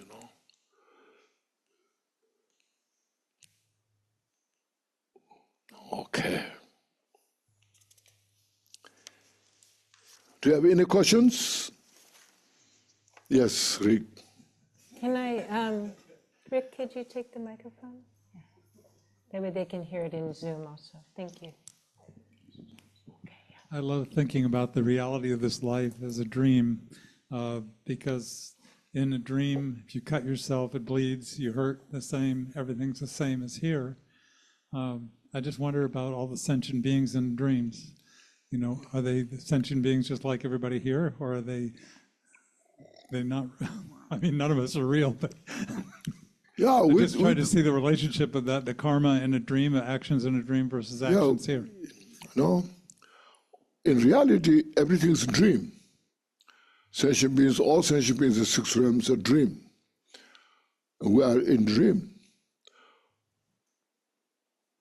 Even we practitioners having a hard time to understand this is like a dream. We think this is real, When I suffer, I'm suffering really. When I'm happy, I'm really very happy. We're attached to that. When we're suffering, we hate that, Because we don't see it as a dream. Even though in the dream, those dreamers who dream, they think it's real. But when you wake up, then they know it's not real. It's a dream. So we also, when you study, practice Dharma, then you say this life is just a dream. Oh, just a dream. Today I'm so happy, everything went well, I'm so happy. So I have attachment to that. I don't see that as a dream. Other day, everything goes not well, falls into part, and I'm so upset, depressed sometimes, and that's real for me. I don't see that as a dream. But in reality, we have to see as a dream. Then it's nothing affects you. No, it doesn't affect your mind. Everything goes well, it doesn't affect. You appreciate, went well, that's good, but no attachment. If things doesn't go well, bad thing doesn't affect you. It's today not so good, but it's like a dream. So we have to practice. But the interdependence that we have in this life, it's also affected in a dream, right? Yes.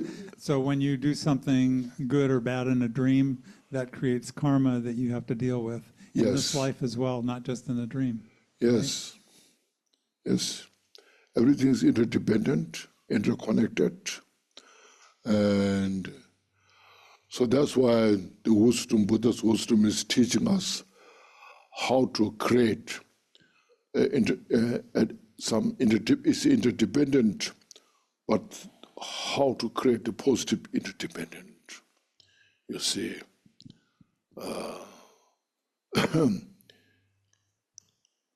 so the Buddha explained the 10 virtues, for example, 10 non-virtues. Because of interdependent, if we involve the 10 non-virtues, the 10 non-virtues, because depending on that causes, conditions, and we go through difficult time. When we practice the 10 virtues, causes, conditions of 10 virtues, everything goes well because it's interdependent, dependent on the cause. So it is in our hand. What you choose, the 10 virtues or 10 non-virtues. If you choose the 10 virtues, that brings the peace and happiness. It's interdependent. If we just choose the 10 non-virtues, it's a suffering. It's interdependent. It's in our hand. That's why I see it's in your own mind here mentioned, But in the dream itself. Yes, in the dream as well. Karma. But, yes. Gampopa had a dream one time that he killed millions of people, I think. And then Milarepa said, don't interpret it that way. Actually, you enlightened millions of people. That dream is significant. Everything is has a significance. So Gampopa, Gampopa, Rejungpa, Shivayu, the 3 top disciples of Milarepa. So one night, say, no, you go, and then tomorrow just come here, what kind of dream you have. And then first came Rejungpa. Last night I have a dream. I went to a huge valley, and I shouted as loud as I can 3 times. So, Milarepa said, in your lives you become a very famous, it's like very well-known yogis like Drukpa Kunle, So you will have 3 great masters who will be very famous. Then from there you achieve enlightenment. And then Shivayu, the other one, came.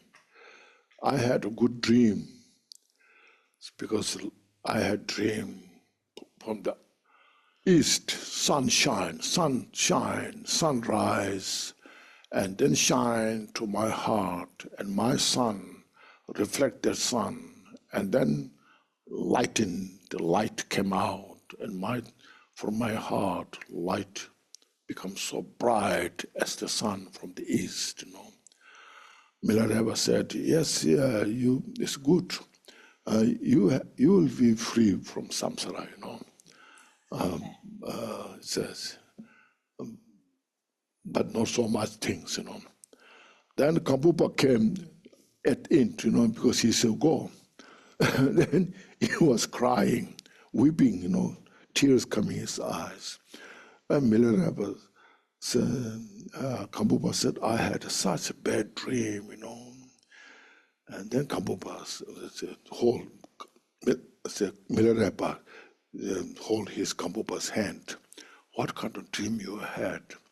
And Kampupa said, looks like I'm a very sinful person. I just kill so many people. So I'm such a sinful person. And Milarepa said, yeah, no, I already had such great hope you have, to you, and you will fulfill my hope. So that kill means you will obliterate the cause of the samsara, killing the cause of the samsara, and liberate all sentient beings from the samsara. So there's a significance, you see. Killing means not really killing, but killing the cause of the samsara. Yeah. Thank you. Kay has a question. Then I'm going to take a question in Zoom.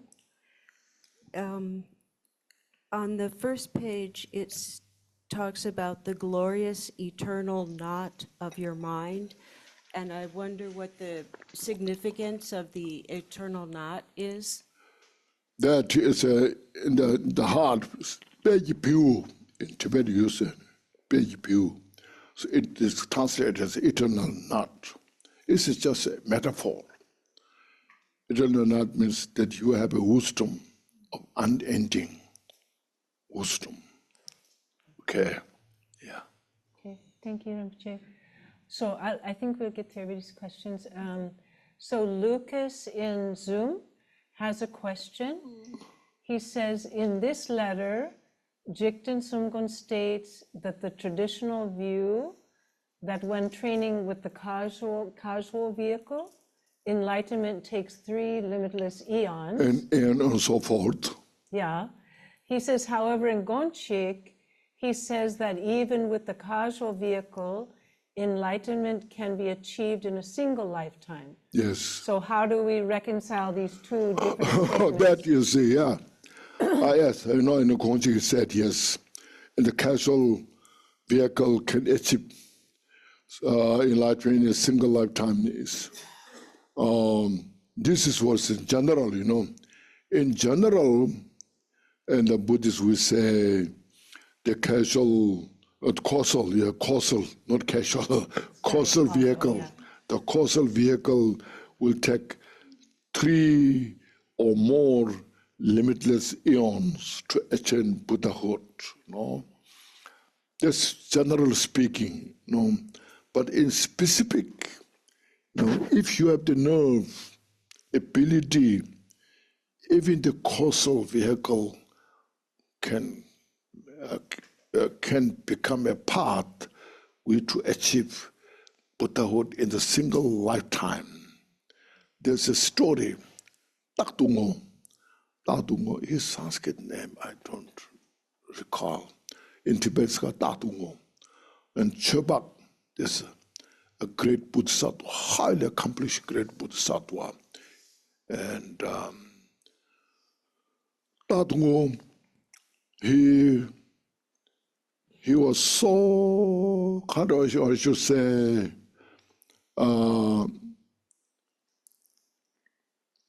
studied Buddhist for a long time, and he's admired the profession of the wisdom sutra, He was so admired that then he was looking for teacher to receive the teaching. And he's looking here, there, then he got purposes that the Chobak is a Dhamma Arya, something. Chobak, Dhamma Arya, something, some special places there to go. So then he prayed, he meditated, and then he just, then he heard where the Dharma Arya, the teacher, great Bodhisattvas, who embodies the perfection of the wisdom. And then he was looking how to make offering, to find the offerings, and he tried all his best, and then he found a sponsor who gave him all these enough offerings, and then he went there, just make journey, totally sacrifice his life for the Dharma, nothing else, totally 100% dedicated his life to search the Dharma, to receive the Dharma teaching. So he made journey towards that direction. Always nothing but only contemplating that Arya Dharma or Dharma Arya, the teacher and the teaching. Then when he arrived there, and then he made all the offerings to that great master, and then he meditated, received teaching. Daytime he received teachings, at night meditate. Then from there, step by step, the paths he followed, First path of accumulation, path of preparation, the special insight, the first bhumi, step by step, you see, until like part of the 7 bhumi. And then after that, see, the Arya Dharma or Chobak, he went to retreat for 7 years. And that time he was meditating all the day. Then one day that Arya Dharma is coming out of retreat, and he was thinking, now what kind of offering should I make? And he couldn't find any. As you see in the offering, when you make mandala offering, there's pouring some water, to moisten the grains. He couldn't find water.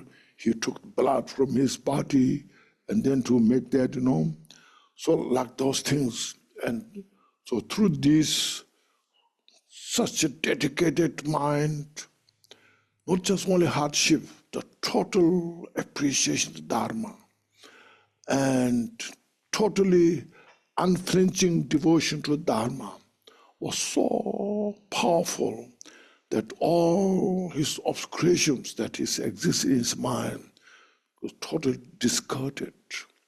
So this, through the sutra system, causal path, achieved the 8th bhumi, See? That's what he's talking about. Thank you, Rinpoche. Julian has a question, and then I'll go back to a Zoom question. Kenchen, I know there was a special relationship with you and Drupal Samten. Yes, yes. And I wondered if there was anything that you could share with the Sangha about Drupal Samten. Oh, we were a long time, 1978, our retreat master, Kenchen Rimpoche, I've heard of him before some years, And thus, even during my study in Varanasi for 9 years, that time I haven't heard of him, but in the Kachyu lineage, we are they're called 3-year retreat. So such called those. You can hear from our Dharma brothers, And so from that, after my finishing this course in 9 years, I wanted to go to retreat. Even though I may not be enlightened, but at least I can get a taste what this 3-year retreat means, That I kept in my mind all the time. So after completing my 9 years kind of university course, then I was in, if you know, Tsobema, Rewalser. I was there. We have a small monastery there. I was asked, request to be there through many different conditions, you know. Even though I have a lot of choices, go here, there, but somehow I was just have to happen there. There for 20 months, I stayed there, helped the monastery grow some sanghas. I graduated 76 from the university, and then in 77, and in July, then I made journey to Ladakh. That our retreat master was abiding, staying there at Lama Yuru. So I went there, you know. So then I got good fortune to see him. And that time, then there's already existing Dhamma practitioners, 3 retreat practitioners. So Trubin Samde Rinpoche is one of them. There's 2 young Trubin Samde and Trubin Champa. No, those 2 are the younger. And Kyungwa Rinpoche has a great kind of, what should I say, expectation, you know. Those young, they can do. The others are older, you know. And I'm very similar to those. Maybe few ages different, you know. So they are very devoted, you see, very devoted to our retreat master Kyungwa Rinpoche as everybody, you know. But we have to survive ourselves. There's no anybody support us. There's no any, what you call, association or anything, you know, monastery or any. There's no one helping us. We have to arrange ourselves, the food, place to live, you know. There's nothing. So we worked hard so much, especially like myself, you know. I just, what do you call, outcomer. Is it outcomer? Oh, Outsider, maybe? outsider, you know. How about A newcomer? newcomer. That sounds better. Something like that, you know.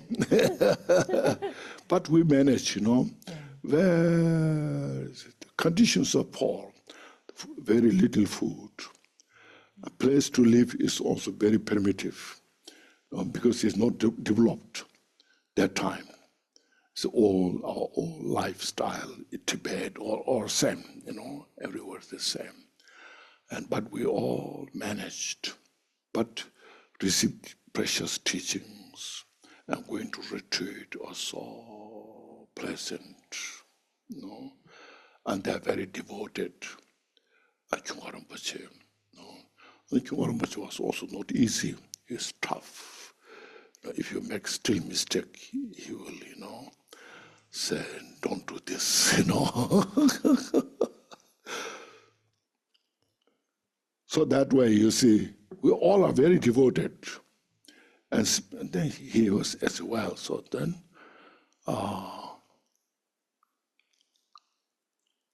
and practice accordingly what his wish. You know? But after 3 years,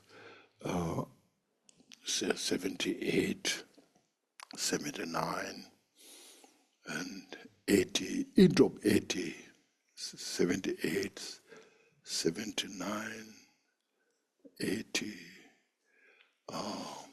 After 3 years, we should say, Kyungwa Rinpoche was not feeling well. And then after we finished, luckily we finished 3-year retreat, you know. And then he passed away. Kyungwa Rinpoche, no. If he could stay a few years more, then he would be very famous. Because he's starting now.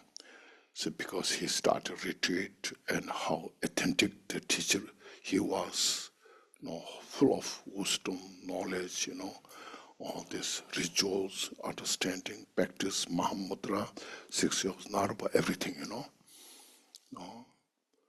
So we are so, including him, to be Samdhe Rinpoche himself, and we are all so fortunate to receive. Those are the kind of last generation of those great teachers, Really like you have heard of like 80 Mahasiddha, you have heard of, so those are Kyungpa Rinpoche, like Kunu Rinpoche, Bajun Rinpoche, those are like the 80 Mahasiddhas in the ancient time, So kind of well established, carefree, nothing is attached to, and very simple life, but rich in the wisdom. So we all felt so fortunate to have that. So that's how we have connection. Okay. Thank you, Rinpoche. Thank you. So let me take one more Zoom question, and then we can do another one here. So Fanny is asking, Rinpoche, she understood you to say that Fanny, yes. So she understood you were saying Vajradhara was giving all the teachings of the Vajrayana path. Yes, yeah. She says, I'm trying to understand because Vajradhara wasn't actually a physical person. So how is it that Vajradhara gave the teachings of the Vajrayana path? Vajradhara is called, Dharmakaya. But your audience, the disciples of Vajradhara, it's not ordinary individuals. Highly accomplished great bodhisattvas, especially bodhisattvas above 8th bhumi, 8th, 9th, 10th bhumi, great bodhisattvas. To those now completely prepared, fully matured to receive Vajrayana teachings. So Vajradhara bestowed teaching to those individuals. And then they practice the Vajradhara and attain the Buddhahood. So that is why Vajradhara is about. And Vajrayana Muni also, there's an estimation, there's a history, he gave Kalachakra teachings, estimation Goya Samaja teaching, but also manifests into the Vajradhara form. Okay. So these 3 kayas, Nirmana Kaya, Buddha Shakyamuni, what you see is the Nirmana Kaya. Vajradhara is the Sambhoga Kaya. And Dhammakaya, no form, but they're inseparable. Okay. Because from Dhammakaya, then you Buddha manifest Vajradhara form to give teachings to the great Bodhisattvas. From Dhammakaya, Buddha manifests into the Nirmanakaya Shakyamuni to teach individual, ordinary people. Okay? Thank you. Yes. And Bin has a question. Rinpoche, I have questions. In here they say that when the water merge into the water, yes, or butter merge into the butter, yes, that become one. Yeah, one. That become, but cannot separate that out later. That's right. So when the our awareness merge into the wisdom, it that become one? It not become one. It is already one. Yes. But you realize it's one. Exactly. So when you realize it's one, then giving the example, before you have not realized, in your mind we have 2 separate. Yes. I'm ordinary mind, I'm ordinary person. Buddha is something special, because that time we were not realized. But when you realize, yeah, I am the Buddha, Then it's called the water pour into the water. So you are not worse, Buddha is not better. But you don't recognize yourself as a Buddha. This is dualistic mind. But the awareness, it actually arrives from the wisdom Yes, it's that within the mind. within the mind. Yes. Thank you. Good. Any other questions? Okay, in Yes, the back, go ahead. Jack, can somebody pass the microphone to Jack? Thank you.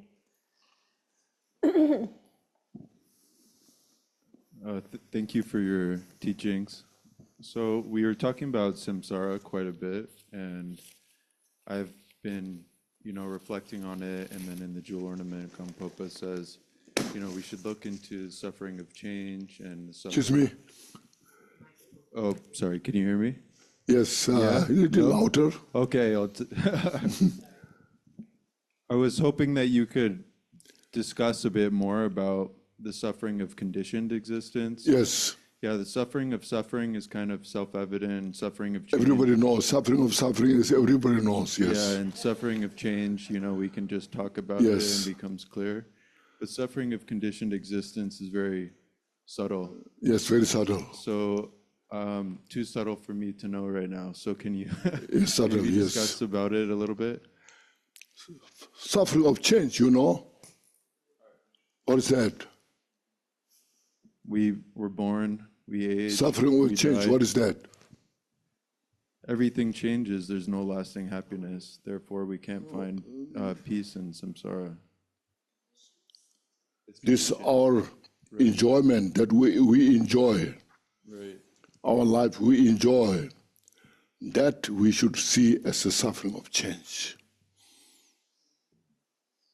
First, that's very important. We are all working to achieve the suffering of change. Okay? Everybody's making effort how to achieve suffering of change without realizing that changes into suffering. This is first very important. No? When I have this watch, this very expensive, very beautiful, I enjoy. It brings the joy in my mind, Then when it breaks, my heart is break. So that very what I enjoy, that itself becomes the cause of the suffering. Okay. There's a suffering of change. It's not saying it's a bad thing, but it's saying what reality, nature is. The food I enjoy, so delicious, so good, I like it, You eat, so if it is really enjoyment, more you eat, you can enjoy more. You eat 1 plate, 2 plates, 3 plates, then that very enjoyment brings the suffering. Okay, that's called suffering of change. So that's through the wisdom you understand. Okay, so don't attach too much. You just appreciate what you have. You rejoice what you have, and that will give you satisfaction. Happy. First, this is very important. First, you understand that, recognize that, okay? And then the suffering of conditions, as long as you have these 5 aggregates you have, you are condition of suffering. Good or bad, doesn't matter. Anybody in the world.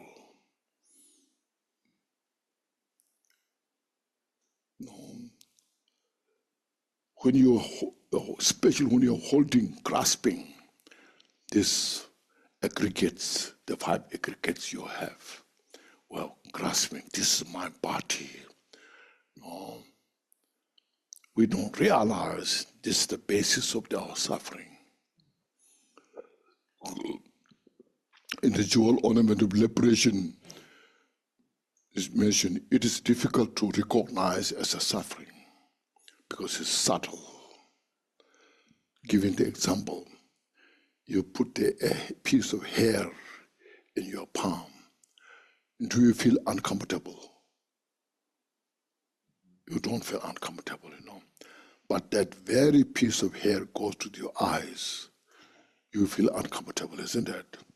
So the noble beings, they feel uncomfortable when you have these 5 aggregates. We ordinarily don't feel it's uncomfortable, but we should have awareness because this body, now we need house, we need cars, we need clothes, we need food, we need eyeglasses, we need hearing aids. No, we need all these smartphones, TVs, all things because of this body.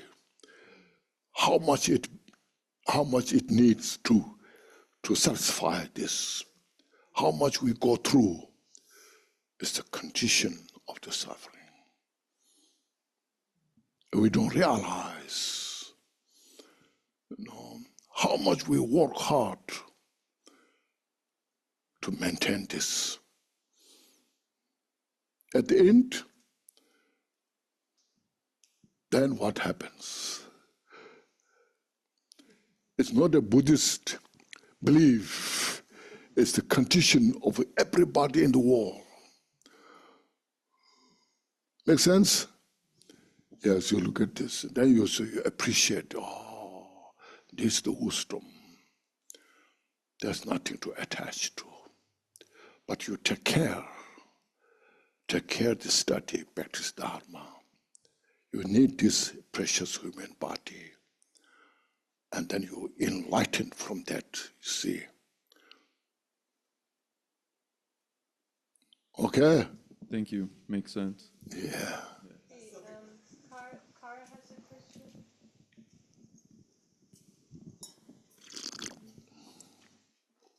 Hi, Rinpoche. Thank you so much for your teachings today. The other day I had a spider in my house, and I so kindly picked it up and brought it outside with the good intention of saving it. And I put it down, and I thought to myself, I'm such a good person helping this spider. And then a lizard came out and ate the spider right when I let it go.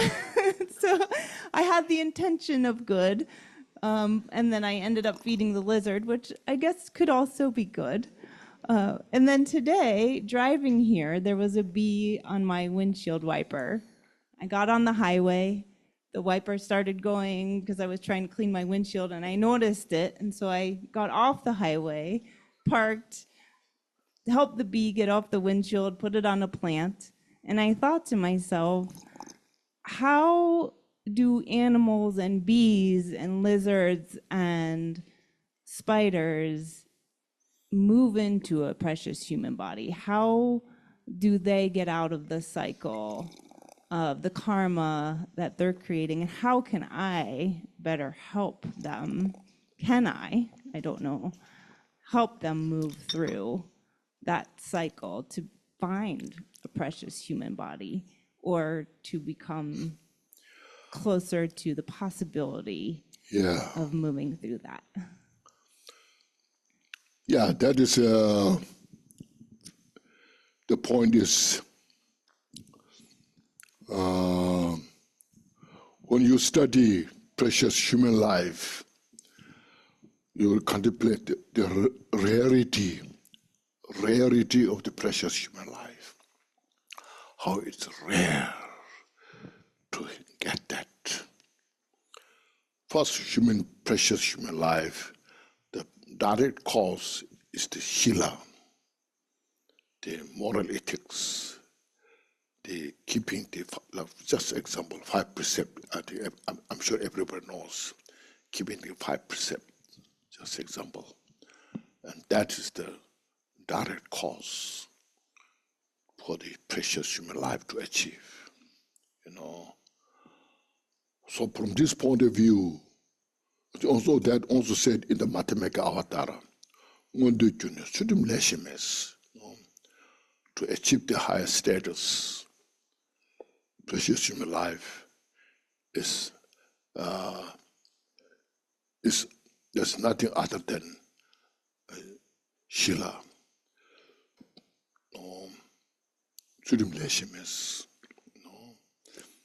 this moral ethics.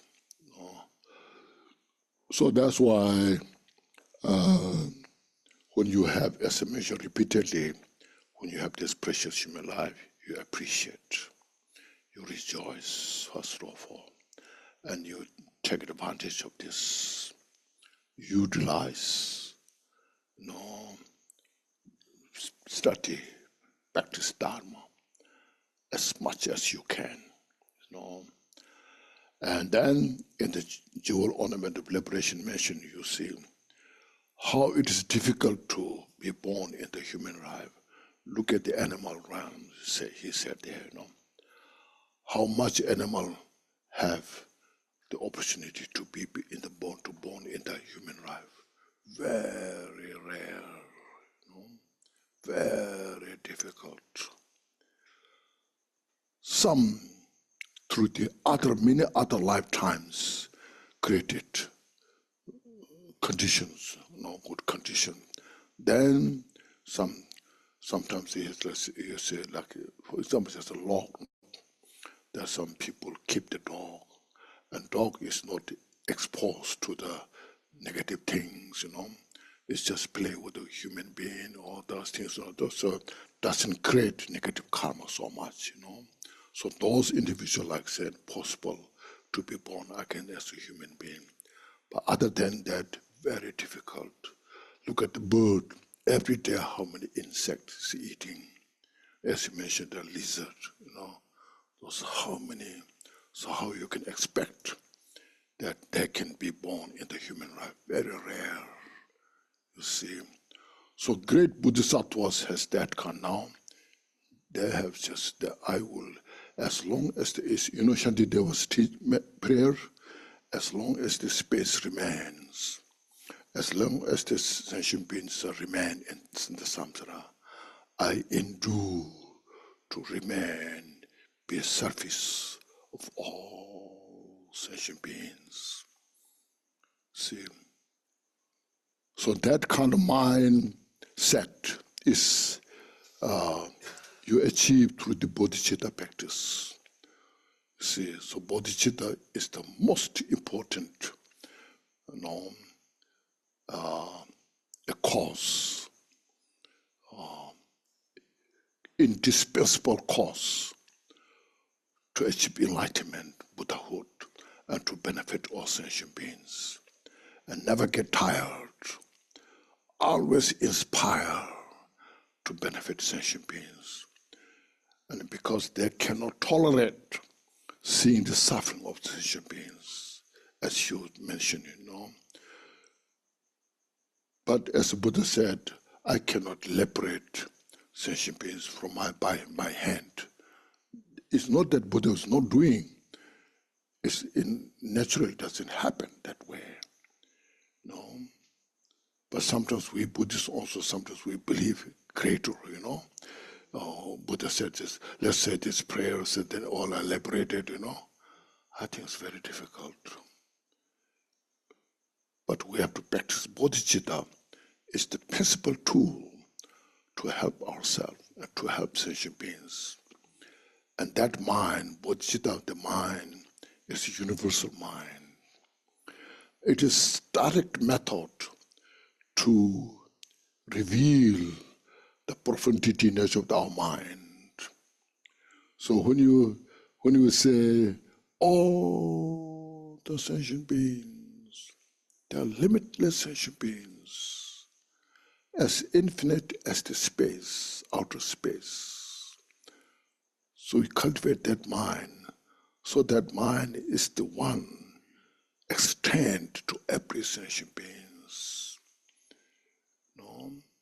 So always we pray, we just inspire and practice that mind.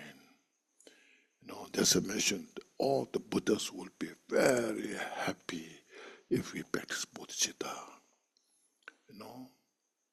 There's no any greater offerings than that to the Buddha by cultivating bodhicitta. Make sense? So these are very important, precious.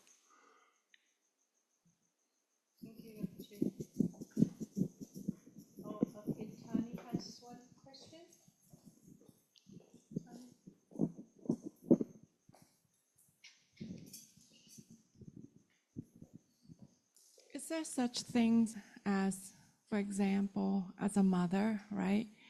And during prayers and practicing bodhicitta,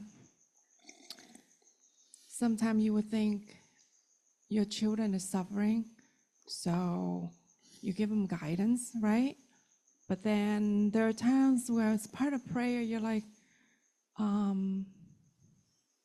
maybe I can take on their karma. Maybe I could take on their karma. You take Yeah, the parents, right? karma Yes. of them. Oh, yeah, their Karma you take. Yeah. No. Is there such a thing, or, everybody, I understand everybody have to, part of practice, live their life and create new karma or, turn their mind. The children have their own karma. But is there such a thing as parents, or loved ones in their practice saying, whatever I've earned, share that with them, take on part of their karma? Is there such a thing? No, take or no take off. In your family, you individual have, as a mother, as a partner, your children, everyone, you have your own experience. See, you experience according to your karma. See, you all, even you are living in one house, enjoying same lunch or breakfast or dinner from one part, but still your mind, so much there's a difference. One is happier than others. You see, one is more smart than others. One is more alert than others. You see, everyone has you have the individual experience, behaviors. See, so you see, so individual has the responsibility. You can support each other what to do, what not to do. But when you come at the point of the manifesting result, you have to experience by yourself. If you have few children, if one gets sick and others are well, so that one who has a karma to get sick. So you cannot take that sickness. You cannot take. You can help doctor, ask a doctor to come. All these things you can help, but you cannot take the pain of the children to you. No. Okay. So you individual have the responsibility. But you have a karma to come together and share a lot of things together because you are karma. But still within that, there's so much, many things are different, you see. Karma is karma is more complicated than the emptiness. Karma is very subtle, Karma is very subtle. Even the great bodhisattvas cannot comprehend the karma. except Buddha. That's why Buddha talked all the karma causality.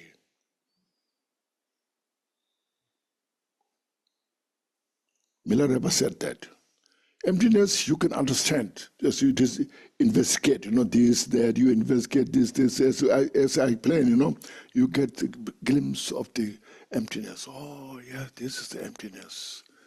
But when you come to the karma point, way down details, look at the peacock, the bird peacock feather.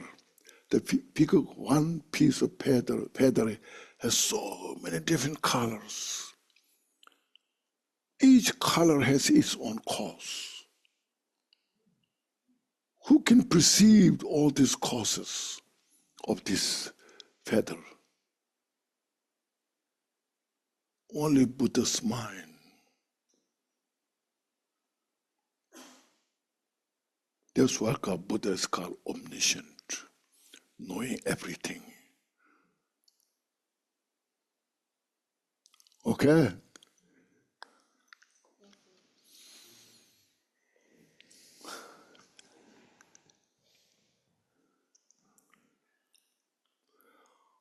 Okay, now, shall we do some dedication? Prayers? Okay, first, take a deep breath. Inhale fully. And exhale all the stress. Once more, please inhale fully.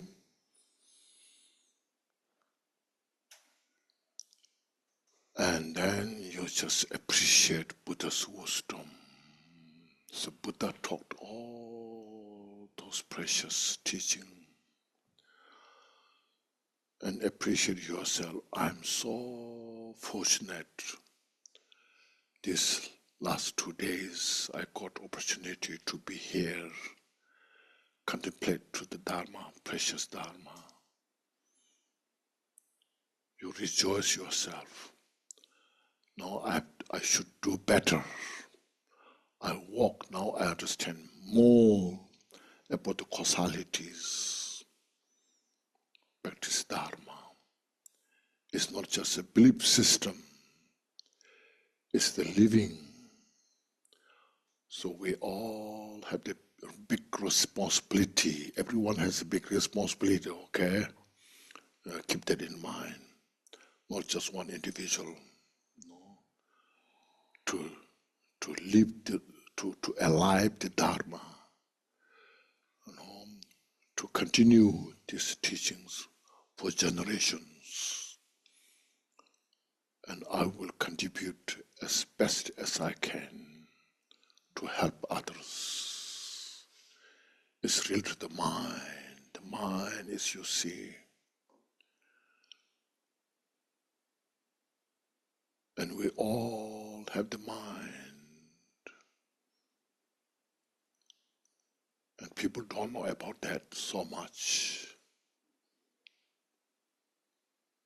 So you deepen your mind, understanding, practice.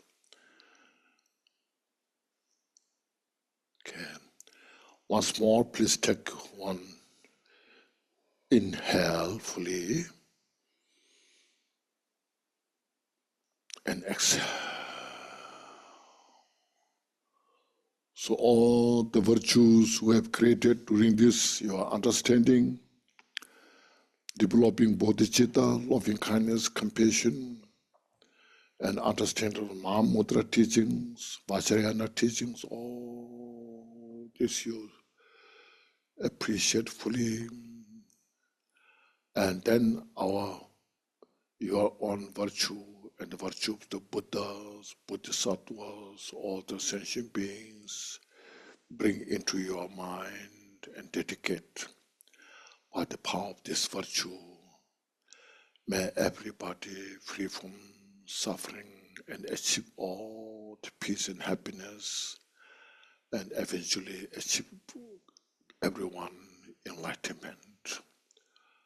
I dedicate this. There's no reservation. I fully share with all others.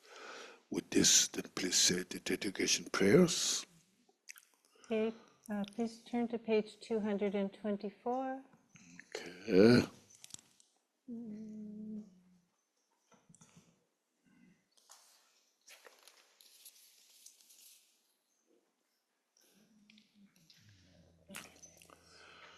Shall we say all in English?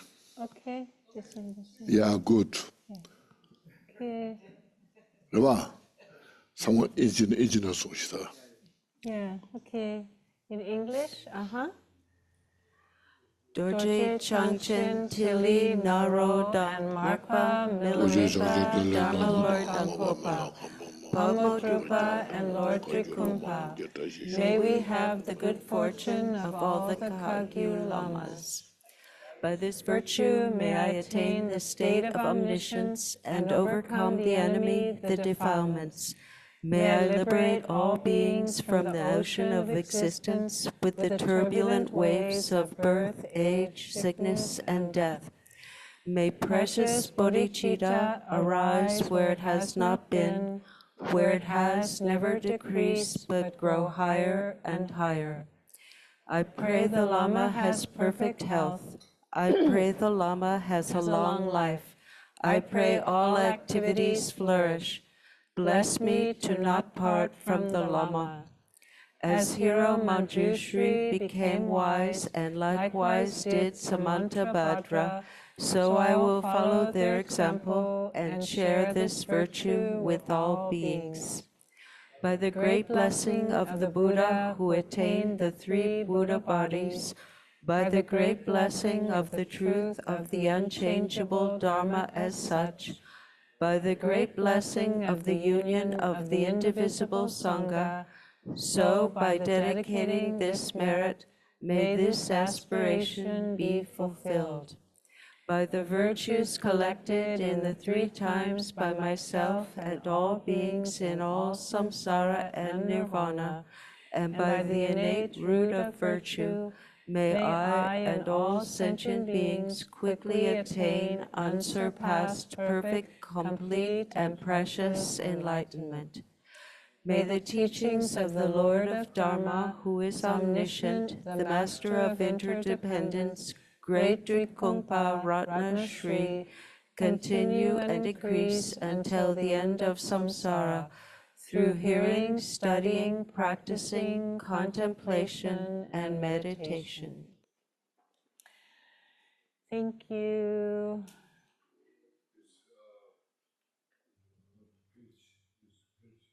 Okay, can we hand out the, it's in the Dharma Protectors book, page 98, I believe it is.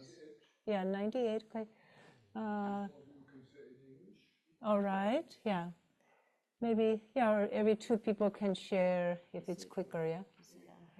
Oh, I have it here, actually, I put it here. Okay, why don't you stop share there, and I'll share here. Okay. Okay. Oh, okay. Yeah, in the Dharma Protectors, okay. And I'm going to... Okay, we're going to read in English. Okay, page 98.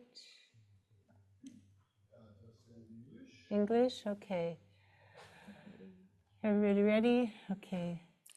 Glorious, holy, venerable, precious, kind root and lineage lamas, divine assembly of yidams and assemblies of Buddhas, Bodhisattvas, yogins, yoginis, and dakinis dwelling in the 10 directions, please hear my prayer. By the power of this vast root of virtue, may I benefit all beings through my body, speech, and mind. May the afflictions of desire, hatred, ignorance, arrogance, and jealousy not arise in my mind. May thoughts of fame, reputation, wealth, honor, and concern for this life not arise for even a moment. May my mind stream be moistened by loving kindness, compassion, and bodhicitta. and through that may I become a spiritual master with good qualities equal to the infinity of space.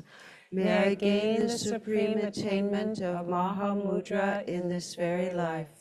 May the torment of suffering not arise even at the time of my death.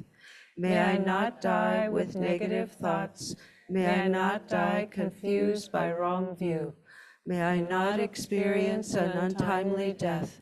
May I die joyfully and happily in the great luminosity of the mind as such and the pervading clarity of Dharmata. May I, in any case, gain the supreme attainment of Mahamudra at the time of death or in the bardo. Thank you. Thank you, Rinpoche. So, if you go quickly, I think there's a few people, they're not sure they're going to be here next weekend. They wanted to make a kata offering. Next weekend is okay then? Yeah, it's fine. We can do then, yeah? Okay. All right, we'll do next time. So everyone, just a reminder, so next weekend we have both Saturday and Sunday, and Rinpoche's kindly offered on Saturday, we will have teachings, again, really more and more how we can really take the Dharma to our heart and use in our daily life, and then also more about bodhicitta, and we may have time for a short Guru Yoga, yeah. So Saturday and then Sunday we have the Amitayas empowerment, and then practice and teachings and soak offering, yeah. Yeah. Aha.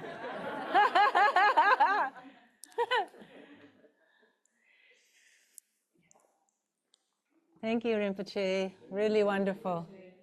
Very wonderful. Thank you, thank you. Okay. And thank you, Fanny, for translating for Spanish, and thank you, everyone, for joining. Every different places, also in Zoom. We really appreciate everybody joining. Yeah. Okay. So that was nice. We had about 50 people in Zoom, so very nice today. Yeah, that's good. From different places. Yeah, very good. All right, everybody. So for those who are here, we can leave the cushions. Let's just pick up the little cloth and the text. The text we can just stack on the table here. You're welcome to take those handouts, the letter to Drakwa Dorje. You can keep those and take them home if you like. Yes. You can put those on The little small one, yeah. for the soft offering. Can Yeah. we bring something? Yeah, For the soft offering? yeah, you can bring something for the soak offering, fruit, cookies, juice, anything. Thank you so much. Okay, the small cloth back here, and the cushion and the pillow we can just leave is fine, yeah. Okay, yeah, yes. Do you want to have the talk with him to ask